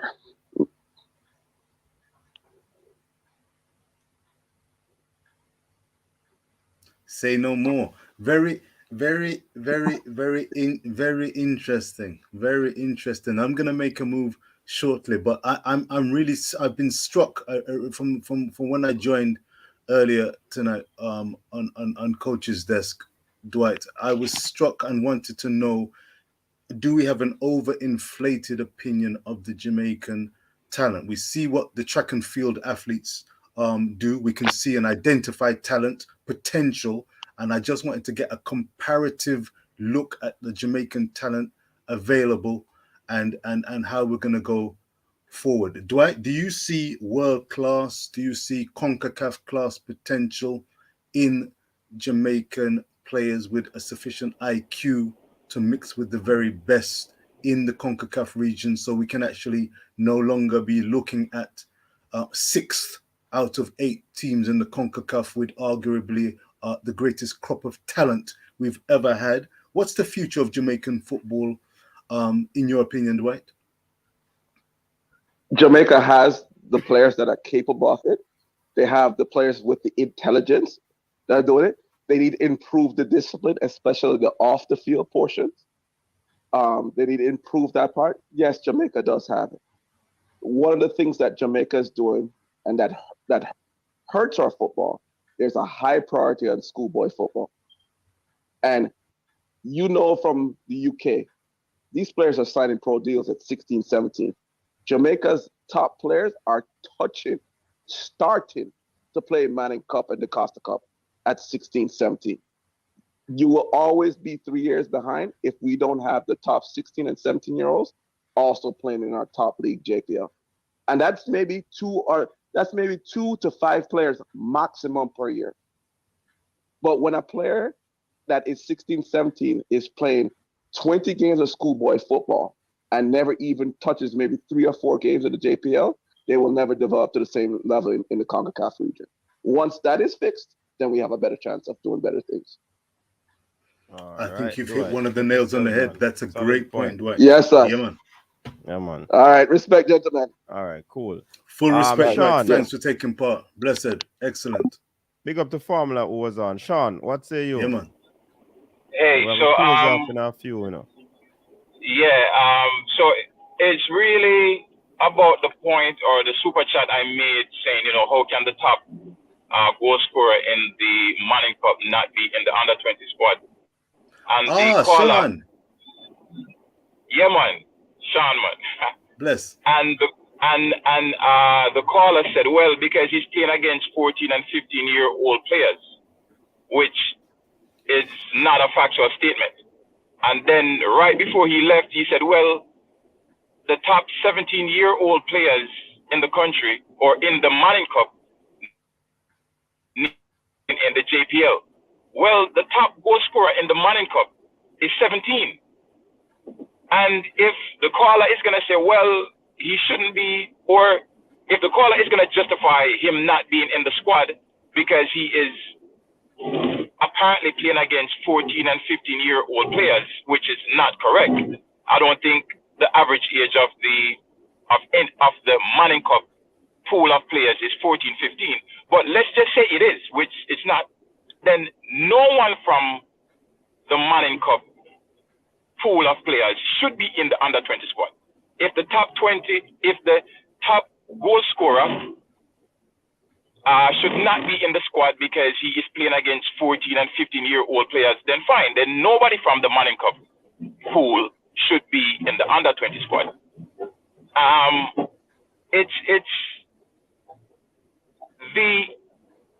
There is no system. Again, as far as selecting a team is concerned, there's no real system. There's no rhyme or reason. You have obvious players that should be in the squad, like that guy from Phoenix Academy that's not in the squad. There's no rhyme or reason. I mean, we know politics as far as a lot of these things are concerned, but there's just, apart from the politics sometimes, there's just no rhyme or reason behind, some of the selection process or players that I see are being selected. Okay. Sean, all right, Sean, while I've got you on board here, let me ask you a pointed question or two. If this under 20, this Manning's top scorer is as good as you may believe he is, do you think... What's his name? What's his name? So it is the player from Stats. I don't remember his name. There are two good players. One play attacking midfield, and one is the striker. And they're pretty much, I would say, about equal as far as talent is concerned. But I don't remember his name. But he is from Stats. And it's two of them from Stats that should be in that squad. Right. You know that football is often a subjective game. We've been talking and going backward and forward and trying to find the nuances and find a way forward regarding talent identification. In track and field, Sean, we can see certain individuals and we can say that's a talent. That person has potential, and we'll see how they conduct themselves on the international stage. These top strikers, leading strikers in the Manning's Cup, if they are so outstanding and are clearly of a high enough caliber, do you not think that they would be shoo-ins for the under 20? And if they weren't going to get in for this run, they would have got in before that. Do you think they would not be a shoo-in? Because I don't want to overinflate. Sometimes you've got a ceiling. A player may be good, pretty good, but they may not really be the real deal. For example, these two Manning Cup strikers, they may be good and have performed well in the Manning's Cup, but compared to some under 20 players playing in England, for example, they just may not be as good. Would you identify and understand that that could be feasible? So that was a long question, but let me say this, right? You don't know who is good and who is not until they get an opportunity. My thing is, if we have a schoolboy league, there's no reason why the top player from each position should not be in your under 20 squad. I can't say they are as good as players in the United States. I can't say they are as good as players in the Caribbean. I cannot say they are as good as players in Europe. But what I do know is these are the best in Jamaica in their age group. And if we are going to develop players, then there's no rhyme or reason why the top 17, the top 16, 17, and 18-year-old on the island is not in your under 20 pool. I hear what you're saying, Sean, and that's reasonable. It's reasonable, and I would say up to a point. You could say it's reasonable because it's under 20. If you want a chance for development and improvement of potential, that is a good team and opportunity in their development to play them, to give them the opportunity to grow and to see if they can cut it, and they'll be getting experience with other players and they can understand team formations and understanding instructions. That's great. But I'm looking and aware that these two strikers, for example, they may be cutting their chops in the Mannings Cup and doing well, but in the big scheme of things, so if they're going to go on to play the likes of Honduras and Costa Rica and Antigua, are they going to be up to the task? You may think they are, and there may be other people who say, well, they probably aren't, but because they've excelled and done well in their playing time in the Mannings Cup, give them a chance. Are you of that kind of opinion, to give them a chance because they've done what they could and give them a chance, whether it proves to be successful or not? Is that where you're coming from? Is that your school of thought, Sean?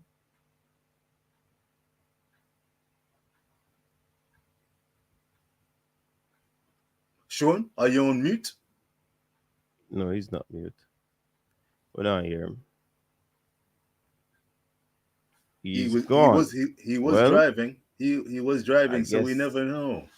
Yeah. Probably he's at an era where he's not getting good feed. But we're gonna be closing off the show now. We really thank everybody for tuning in.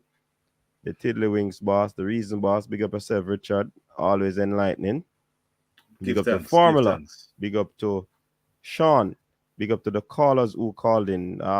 Anonymous. We had Dwight. We had Balakar. Yeah. So big up to these persons who called in this evening. Big up to the the persons in the comment section. You know what I mean? Big up yourself. Big up to Fresh and the whole massive in the comment section. The erudites who ensure the comment section stays in order. You know what I mean? So thanks to the persons also on Facebook who tuned into the show. Really appreciate it. I see a like from Facebook. Big up on yourself.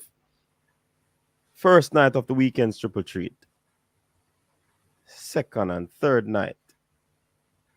All is well. We might be on later on for the track and field thing. So this weekend is going to be exciting. But we'll let you know. Probably in another 3 hours. That's a tight one. But let's see what will happen. Thanks very much for tuning in again, people. We end with a little style and flavor. Your style and your flavor make the city rock. They must say the season come out with a bang.